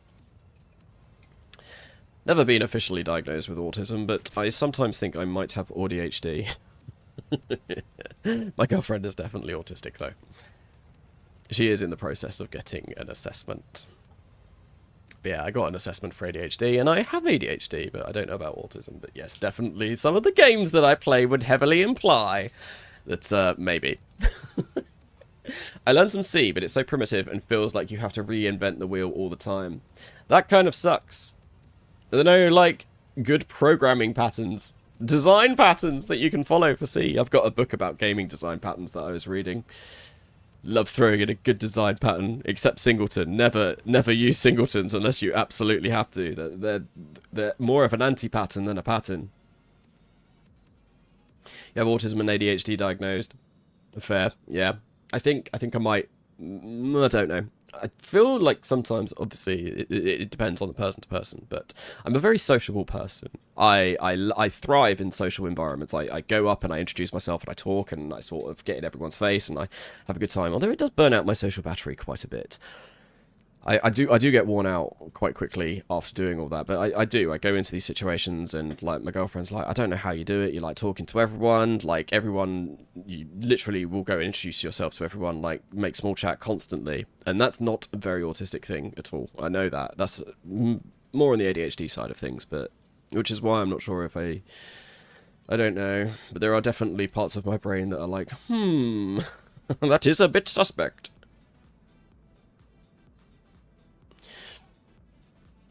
I feel like so many people have ADHD or autism nowadays. I'm starting to think now we are the normal ones. Fair. I think it's just more recognized. So, I am, what, 33. I didn't get diagnosed until I was 30, pretty much 30. However, when I was little baby, when I was small, I was sent to an educational psychologist because, guess what? School thought I had ADHD, and that's the only reason why I got a diagnosis. You have to have exhibited signs when you were younger in order to get a diagnosis in the UK. And because all of my school reports and all of like this educational thing that I went to said, yeah, this kid has got ADHD. That's the only reason I got diagnosed. The only reason why I didn't get diagnosed back then is because there was another kid who I went to school with who had ADHD as well. And my mum was like, no, Karnasa doesn't have ADHD. He can't do. Like, look at this other kid that has ADHD. They're completely different. They're, like, bouncing off the walls. And I'm just there, like, staring off into space, like, completely zoned out. And they're like, no. It's so different. Can't do. I would have quite liked to have known that a long time ago, because that would have definitely helped with a lot of things in my life. I'm sociable, but I have somewhat limited social battery. There are autistic peoples of all socialities. Fair. But there are different types of ADHD. There are indeed. There is... inattentive, hyperactive, and combined. And when I was diagnosed with combined, with more of a focus on inattentive, which is usually uncommon in men. Normally, inattentive is the type that you will find in women with ADHD. Although I do have combined, so I do show sort of, I do exhibit both types. But yeah, more leaning towards the inattentive type.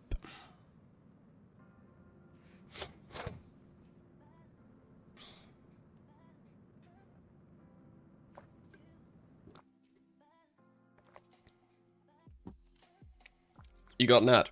Oh no, I have been disabling them every now and then when I remember to. I don't know why YouTube just spams ads. It is a bit weird. I'll see if I can figure out if we can get even less on the next stream that we do, which should be tomorrow. Okay, right, we are in a position to orbit the moon yet again. So we have made our way up to orbit, and we didn't flip out that time, which is lovely. We are going to now turn on our RCS and decouple that. That sounded weird. I thought I heard like some sort of alarm. Okay, right, let's do that. Let us speedrun this, because I am now over the 3-hour mark, and this was when I was going to finish today, I think. Maybe we can carry on for a little bit longer. 4-hour stream? 4-hour stream? Who's down for a 4-hour stream? If you're down for a 4-hour stream, please give the stream a like. There are currently, like, what, 60 people here, maybe? And only 42 likes.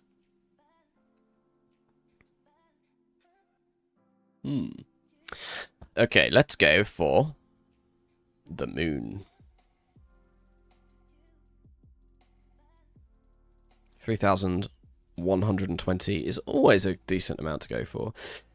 This is the sort of thing that when you do series videos, you just like cut out so much of this, because this takes such a long time doing all of the maneuver plotting. Especially, so without Principia, you can just get MechJib to like mostly do it for you.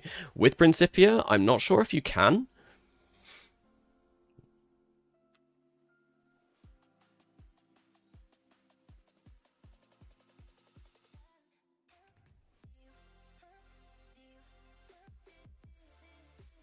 Oh, talking so fast and so much for like 3 hours in a row really does take it out of your chest. It's like killing me. Killing me softly. Okay. That seems to be somewhat closest to the moon, so we're going to now swap over to lunar-centered inertial. Let's get this as close as we possibly can. We'll get our second thing orbiting the moon. It looks like our first thing orbiting the moon is no longer orbiting the moon. It's probably crashed into the surface because it would have been an unstable orbit. What we're going to do is move this down to about there. Maybe move that up like a couple to 3124. Maybe move that to about there. Yep, perfect. That looks like we're going to be smacking right into the moon, which is exactly what we want to be, sort of. Maybe not entirely, but, you know, pretty close. Then we want to set this up to there, so that we are getting into a low lunar orbit. 139,000, that sounds pretty good. 94,000, cool, that's good. That's what we want to see. Cool. Right, it's going to be 1 hour and 42 seconds before our node, annoyingly. But we can warp, and we will just hit execute next nodes, and this should hopefully do everything for us. And I can keep an eye on the chat and have a look. Hello, Toldzik. Welcome, hello. I can see I'm late. You are. We've been streaming for 3 hours now. We've done multiple. This is going to be our 3rd attempt at orbiting the moon. The first one didn't go well, second one was completely successful. This third one is to basically just get another contract fulfilled, which we should be able to do.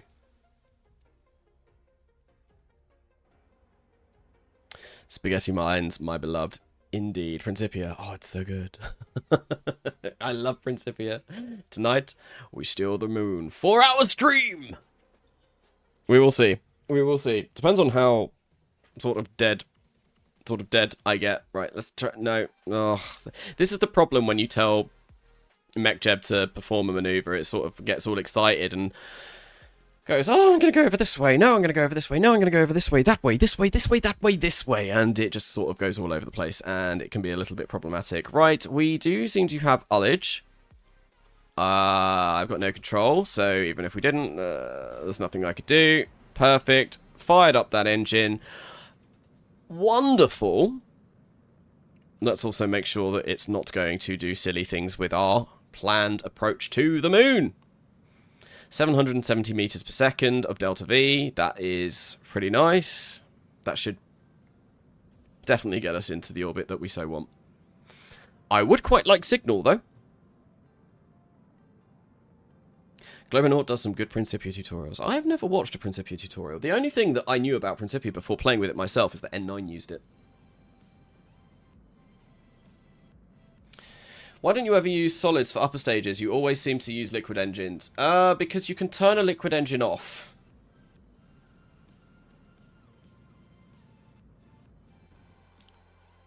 Perfect. That's good. Right, we don't want to do any more than that. We want to kill rot, though. You can turn a liquid engine off, which can be the difference between, you know, having a stupid orbit. In Kerbal Gets Real Redux, I'm pretty sure... There we go. I'm pretty sure that I had solid kick stages for some of my early rockets in that series. I'm, like, almost convinced that I definitely did. And we are going to be using a solid here because we know roughly that it is... Well, we've got the amount of delta V that it's going to give us, which is 770. Right, let's turn caps lock on. Go for something like that. Now we need to figure out where we need to point to when we go over. So let's delete the flight plan. Delete. Create flight plan. What we want to do is add maneuver. We want to do an instant impulse. Minus 800 or minus 770. Minus 770. If we keep that there, I don't like that actually. Let's go for about 40. Let's go for about, come on, 57, 60, 55, 57, 58. And let's turn off our RCS for now. We're going to rebase. We're going to have our T initial in about 4 days and 15 hours because that's when we're going to arrive at the moon. There we go. Let's move that up a little bit. I'll try and get that to about there. That's about as close as I reckon we're going to get. Sort of there. There we go. That gives us 60 kilometers by 263. So that is perfect. That will complete the contract. Now what we need to do is point to the node. And we need to turn back on our RCS. Also, I just made my first ever rocket that can orbit the Earth in RP-1. Very nice. Very, very, very nice. That is, honestly, one of the most amazing feelings in all of Kerbal Space Program. Like, seriously, getting to orbit in RP-1 is absolutely fantastic. Nothing quite like it, I would say. Right, let's go for about there, and let's start spinning. Let's raise that a little bit. 60. I want to be about 60. There we go. 63, and we are pointing perfectly. And then what I want to do is, oh, come on, let's go for about, oh, this is so annoying. Right, 58, come on. 59, 60, 65, that's a bit too much. 60, 61, 60. Turn off RCS, 59,477. That's fine. The next thing that we're going to do is come into here and turn on pause again. Messages unmuted. Oh, we want to messages muted. Be careful out there. Yep, that's perfect. Let's turn off all of these things that we don't need to. And go there. Yep, that's cool. Principia, we can get rid of you. And we're going to decouple, and then we're going to time warp straight away so it doesn't go wonky like it did the first time. And we're going to phase right through, and this isn't going to cause any problems whatsoever. Oh, we are getting very close to that part. Oh, we're phasing through the engine again. Why are we doing this? Please don't unpause here. Yeah, that's fine. The orbit will still be fine. Hopefully this engine ignites successfully. Hopefully we have more than a 98% chance. We do. We have a 98.27 ignition chance. Wonderful. This means that we should be able to orbit the moon again today and be able to complete this. But yeah, no, I was talking about, you know, obviously, like, the first ever orbit in RP-1. It's so much more...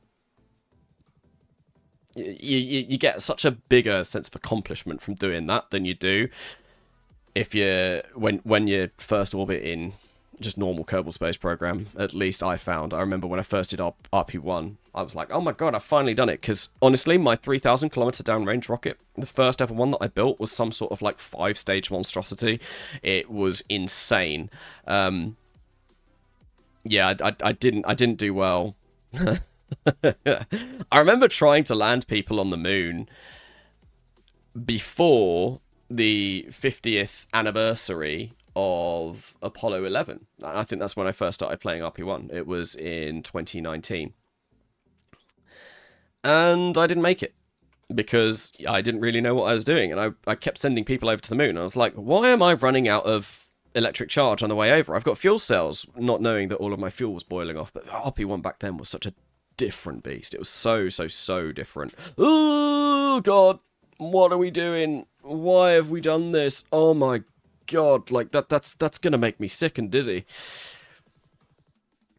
I got a question. What real solar system mod do you use? Do you use the original RSS, or is that the only one? I'm just extremely confused. I'm currently trying to install them. Yeah, I use Sol. So Sol is the graphics pack that I use, and basically it turns everything super pretty, as well as changing some of the planets and celestial bodies. So the moon becomes lunar. Oh, my throat is starting to hurt. Maybe we go for 3.5 hour stream. We'll see. We'll see. Right, 770. Come on. This is looking good. This is looking promising. This is looking exactly as it should be. In 30 minutes, we're going to fire up that engine and hopefully, once again, get a lovely low lunar orbit. Why are you spinning? Yes, spin stabilization, so that we remain pointing at our maneuver node, which we set when we were at Earth, all the way over there, and we are still pointing it because we spun it up. Spin stabilization, because this is a way to do early unguided lunar orbits, which is exactly what we are doing. We do not have any sort of avionics on here, we just have a science core, but we are still going to make a pretty damn good lunar orbit despite that, as long as this fires up anyway, which I'm hoping that it should. 5 seconds, so we want to really go at maybe about there, and we do fire up. Wonderful. This, hopefully, yes, Apple Apps is below 500,000. I don't think it's much below 500,000, though.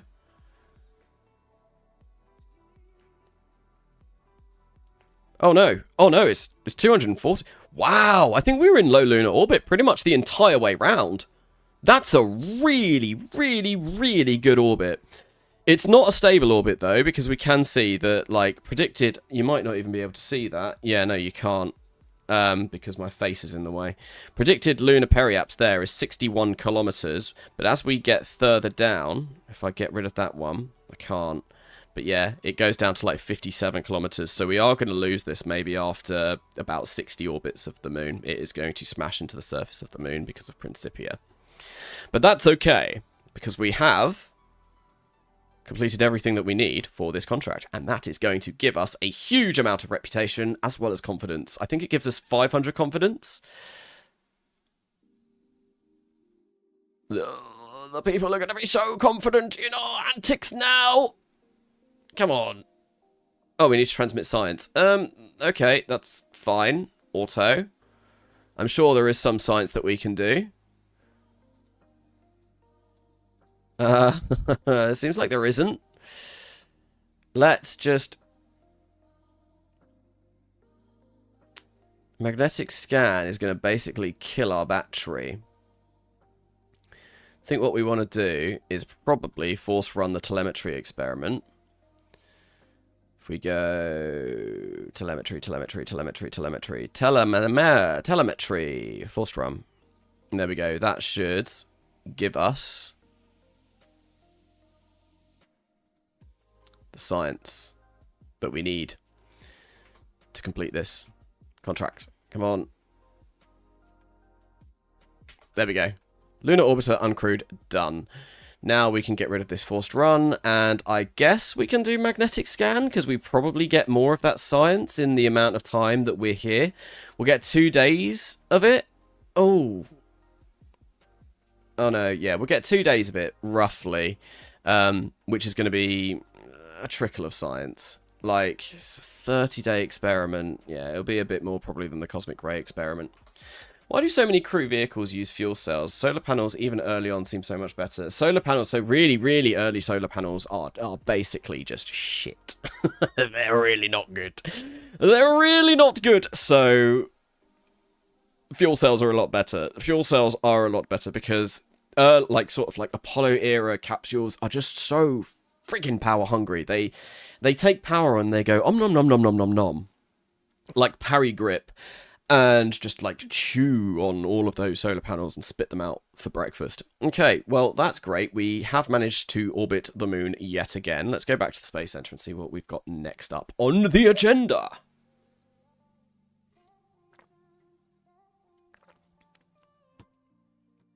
So I have 64GB of RAM, of DDR4 RAM. And Sol seems to run pretty well with me, whilst I'm also streaming this at 4K. And doing all sorts of things. So, yeah, I feel like 32 probably should be fine. Maybe. Right, next thing that we're going to want to do. Komodo 3. Yeah, that's fine by me. We're getting 188 a day at the moment. That's going to be November 1958. We could definitely pick this up.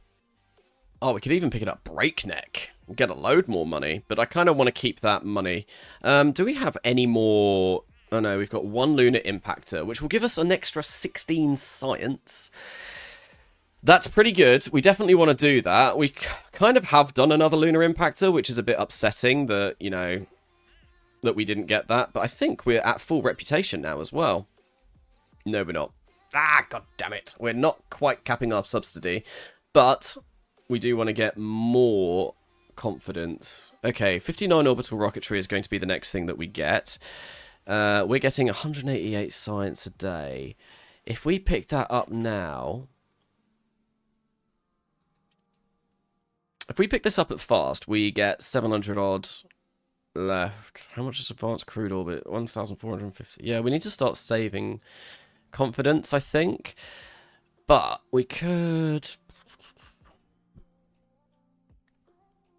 Early interplanet probes would be nice as well. Bloody hell, you get a lot of money for that. You get a lot of money right at the start.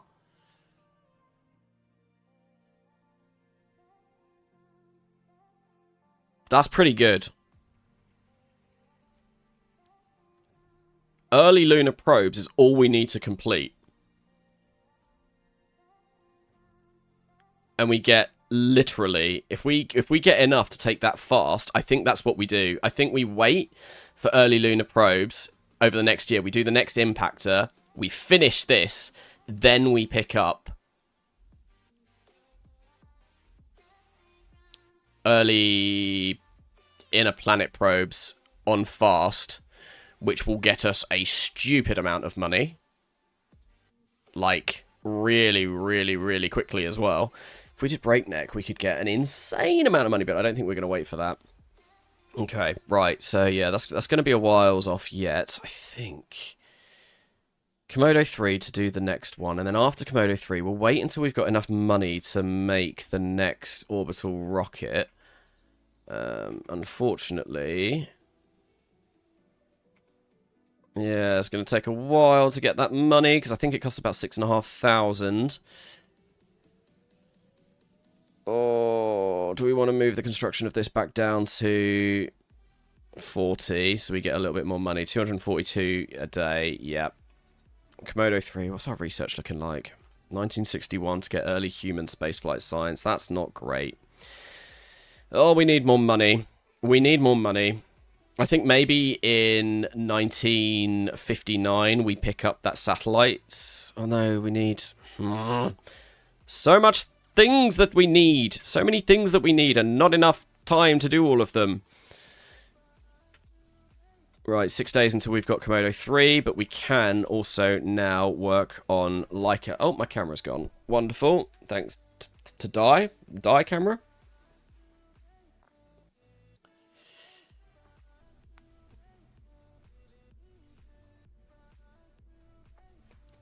Yeah, we'll reuse, I think it was like Leica 1, which was just our impactor. Because it will be slightly, I mean, it's not that much cheaper than Leica 5, but it's slightly cheaper, so, you know, we might as well use it. This one seems to be the cheapest. I don't know why that's so much cheaper, though. I think maybe we do go for this.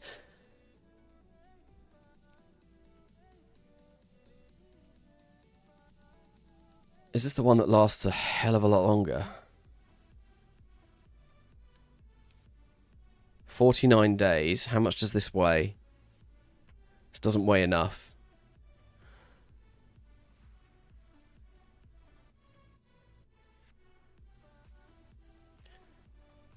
Why does this not weigh enough? 0.034. Interesting. Let's make it heavier. I think maybe we put this at like 25. 0.046, yeah, that should be good. And I think, with a little bit of luck, that should also be, yeah, 3,201, that's more than enough. And then we got the RCS, that's fine. This will make it. I think we'll save this. Purely because if I do want to do another impactor, I'm going to have this here. So, Leica 2, we're going to save this as like Leica 7. We're not even going for landings yet. I think this is Leica 7, so we're going to save this. We shouldn't need to tool anything here, because it should all be tooled already. And if it isn't, then I would be very upsetty. Okay, cool. Leica 7, save. And I'm not going to do any sort of testing on this. We're just going to add it to the list. It's going to take 60 days at the current rate. We could make it only take 42 days, but unfortunately we just don't have the money to be able to, yeah, use that many engineers. Don't forget different experiments. We don't really have any other experiments that we can send over. Unfortunately, we've maxed them all out. The great thing about the Lunar Impactor contract is it will give us 16 science points, and that is absolutely what we want to basically use it for. We want to get 1960 orbital rocketry. We are falling a little bit behind on terms of time. Interplanetary communications we are going to need to get as well soon. Yeah. We are falling a little bit behind on this, which is a bit of a shame. We're going to get those soon, though, and they're going to be so bloody nice. So nice! RD58 series. Love it.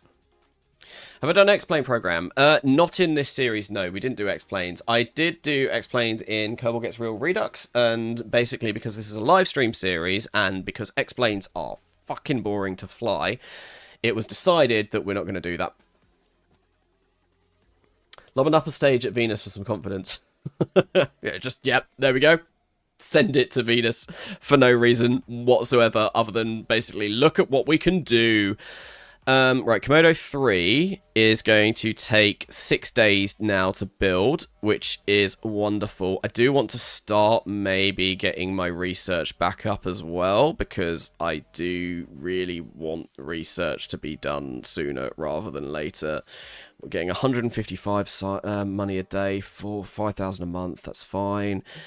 Construction. This is absolutely killing us. How expensive this astronaut complex is. It's insane. I did not realize it was going to be that crippling. That is the thing that is holding me back by far the most. Right. It's going to take 4 days to roll out Komodo 3. Can't believe we're sending another Komodo up to space. We don't get any confidence for that. We get reputation, which is nice. Not enough to get us over to the max, though, which is sad. Right, we can do this at sunrise, so we are going to launch this at sunrise. Here we go. Another launch. Ow, and it's cloudy. We love a cloudy launch. I do like cloudy launches. It is nice to like see the rocket emerge through the clouds, all sort of beautiful looking.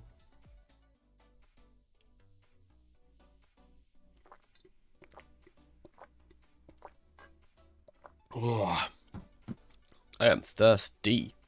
Okay. Staging is incorrect. We want to move that to there. That engine is fine. That is fine. I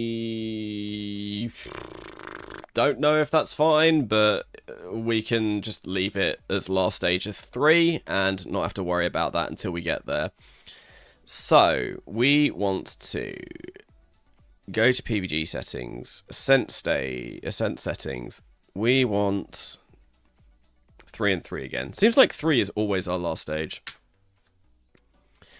Engage autopilot. We'll go for 250 by 250 kilometers. And I forgot to pick up the contract, didn't I? No, it's fine. Reach surface velocity of 6,500 meters seconds with a minimum altitude of 150 kilometers. Do suborbital trajectory. Altitude. Yeah, that's fine. We'll get that and then we'll return home safely. That's absolutely fine. Why is this going to use... Is this the... Oh my god, it's the old... It's the old design. It's the RD100, the RD201. I'm like, why is this nowhere near as good? Because it is nowhere near as good. This is going to barely get us to orbit. Oh dear. Oh no. Is this even capable? I think it's fine. We should have been using the better. We should have been using the better thing because I mean there's a fair amount of data units on this. Ignition chance is 100%. Oh, that's because we are on the launch pad. Right. I think that's fine though. I'm going to go for a 0.65 again. We do have the fins to stabilize us. I feel like that should be good. We should be able to get this. And even if we don't make it to orbit, as long as we make it at 6,500 meters per second, that is more than, you know, what we need to do. Okay, cool. In 3, 2, 1, go. Cloudy launches hide the explosions better. That indeed they do. They do hide the explosions better. Which is sad, because we want to see the explosions. We want to see all of the explosions. We want to see as much of everything going wrong as we physically can. And I mean, successful ignition on all of them. I'm here to help stop the viewer count from being 6, 7. Oh god. I don't even know what we've peaked at today. Can I see? It seems like 71? 74. 74 peak. Oh, I thought this live stream series might do better than this.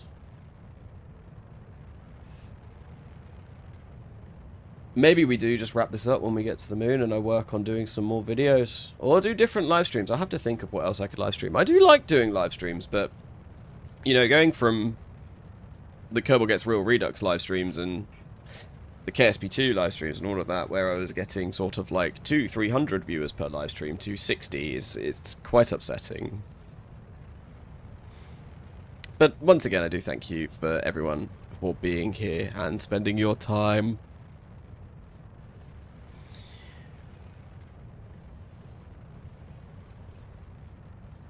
Look at the moon. The moon. This is going to be really, really, really tight. Although, I think, yeah, we'll still probably get the 6,500 meters per second of delta V surface velocity. That is all we really need, really. Really. I mean, a nondescript RP-1 series isn't going to pull the same numbers as that. That is fair. That is very true. I need to think of more interesting live streams. These were basically just because people didn't want to see RP-1 stop on my channel after Kerbal Gets Real Redux finished.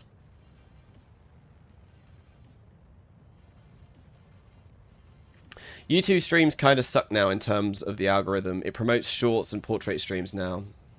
I know when I first started doing these live streams, I was streaming to both portrait and landscape. But for some reason, Streamlabs doesn't like doing that anymore. It basically crashes every time I try to do that, so we don't do that anymore. And I was getting a lot more because of that, although I don't think I was getting a huge amount on those portrait streams. But it is weird, because portrait streams for Kerbal Space Program don't fucking work. Excuse my language. Because you can't see anything. Like, you see absolutely nothing on a portrait stream with KSP. So I don't know what other streams I could do, though. I could maybe stream a new Stalker-like series, but I don't know. Come up with some funky ideas to try and do. I have done streams before in the past, like the short that I did where it is the Saturn V landed upside down on the surface of Mars. That was all done over the course of a stream. That was so painful, though, because doing ideas like that, it literally brought my PC to its knees. Because that craft was so big and so, like, friggin' hefty. It didn't like that very much. RP-1 Redux? I mean, that's basically what this is. Minecraft modded. I don't think anyone would watch Minecraft content on my channel. Not a huge amount. I'd probably maybe get, like, 10 viewers. Oh, we lost avionics briefly there. I have done Minecraft streams before. Long time ago. I've also done Minecraft videos with Beardy. We did a little bit of To Boldly Go together. And I do like Enigmatica. I like those series. I like all the mods 10 as well. Have we regained control? I hope we've regained control. Surface speed greater than 6,500 meters per second. We're going to get that very soon. Yeah, I need to think out of things. That's what KSP is for. It is. One of my videos on that channel has got like loads of views, and it's because it's a Optifine tutorial. Not that anyone uses Optifine in this day and age, because Optifine turned out to be the biggest pile of, you know, like bloatware ever, didn't it? Or it wasn't great. There were definitely problems with Optifine. Hi, you should play with us. Zomboid? I don't know, if you please never mention that you've played Zomboid. But yes, we should jump on Vintage Story again sometime. Can I ask my go? Do you FW? I don't know what FW stands for in that circumstance. No Man's Sky. Fuck with man. No Man's Sky. I guess maybe. I have played it. I played it the day it came out, and we all know how that went. So yeah, but no, it was an enjoyable experience, and I have played it since, and it is somewhat decent, I will say. I don't think we're going to get any more science out of this. We've got all of the science that we could possibly want. So I think there's enough avionics on this, if I remember correctly, that we can just fire up this stage and control it still. And what we want to do is we want to stick ourselves prograde like this. and then we just want to return to Earth. So we go prograde. It's been a while since I've flown this mission. I think it's like been at least 2 streams. Because we've been doing non-stop lunar activities. Non-stop lunar shenanigans. Right, there we go. And then all we want to do is just fire that up. And we're going to use the heatsink to go back. Oh, God.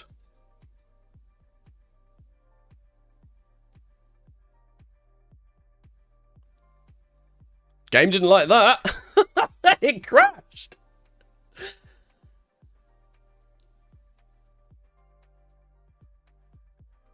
Okay, that's the first time I've had KSP crash on me in a stream for a really, really, really long time. Usually it behaves a bit better. Usually it's alright. I think, unfortunately though, that might signal the end of the stream, because by the time that I get that back up and running, it'll be over anyway. Ah. I hope this means that... I mean, I've built this... I have built this save to be as lightweight as possible. So it shouldn't crash an awful lot. And I mean, it has been the first time that we have crashed on stream, to be fair. So it's not that it's not that bad. It's not the end of the world. However, I hope that now that we're getting a little bit further in the save, we've got a few spacecraft up in orbit. I hope that it's not going to start doing weird things, because that would be a problem. That would be problematic. Right as I join, we have been streaming now for 3.5 hours, and yeah, I think that game crash is probably... Oh god, I'm throwing things all over the place. That game crash has definitely screwed things up a little bit. Oh, I wanted to get that done though. We'll have to finish that tomorrow. Maybe tomorrow. I think we'll probably be live streaming at the same time tomorrow. No, we won't. We'll be streaming a little bit earlier on tomorrow. Purely because it's a work day on Monday and I'm going to be going back to work. This is the new mic. This is the new mic. It is indeed. It's the Shure SM7B. It's all plugged in. I got a preamp as well, which I ordered last night and it arrived this morning, because this is apparently notorious for having really, really quiet levels of signal coming from the microphone itself. I think it's designed that way, and you need a preamp in order to utilize it to its full sort of potential. I did try it without the preamp, setting my audio interface up so that it sort of, you know, was like as much gain as possible, and it did sound a bit rubbish. I tried that last night, and after that I decided to buy a £130 preamp in order to make it work. But yeah, no, it's a lot better. It's probably... Well, yeah, no, it is by far the best microphone I've ever had, and it's pretty decent. But yeah, I think with that, it's going to be the end of the stream. Annoying that it had to end that way.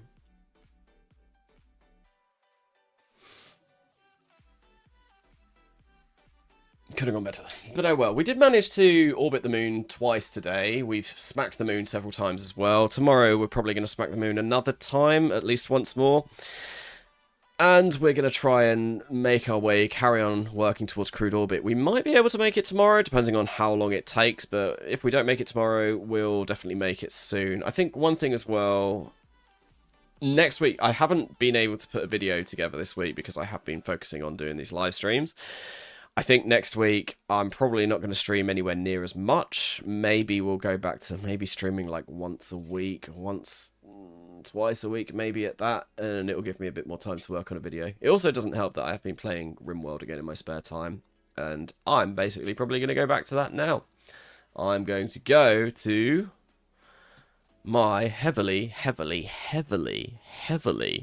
modded install, which literally... has got like 500 mods on it, maybe even more, and I'm gonna play that for a bit and do Fallout. I'm trying to make a vault, and it's not going very well. Let's see, will it actually pop up now on the stream?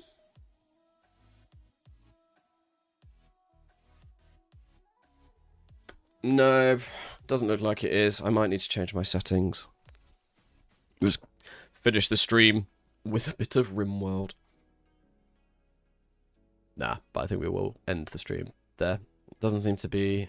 it's launching. I think it's just going to take a while because that's even more heavily modded than my Kerbal Space program install. But anyway, yeah, well, we'll end the stream there. Thank you everyone for coming along. Thank you for the donations. Thank you for the subscriptions. All of that kind of lovely stuff.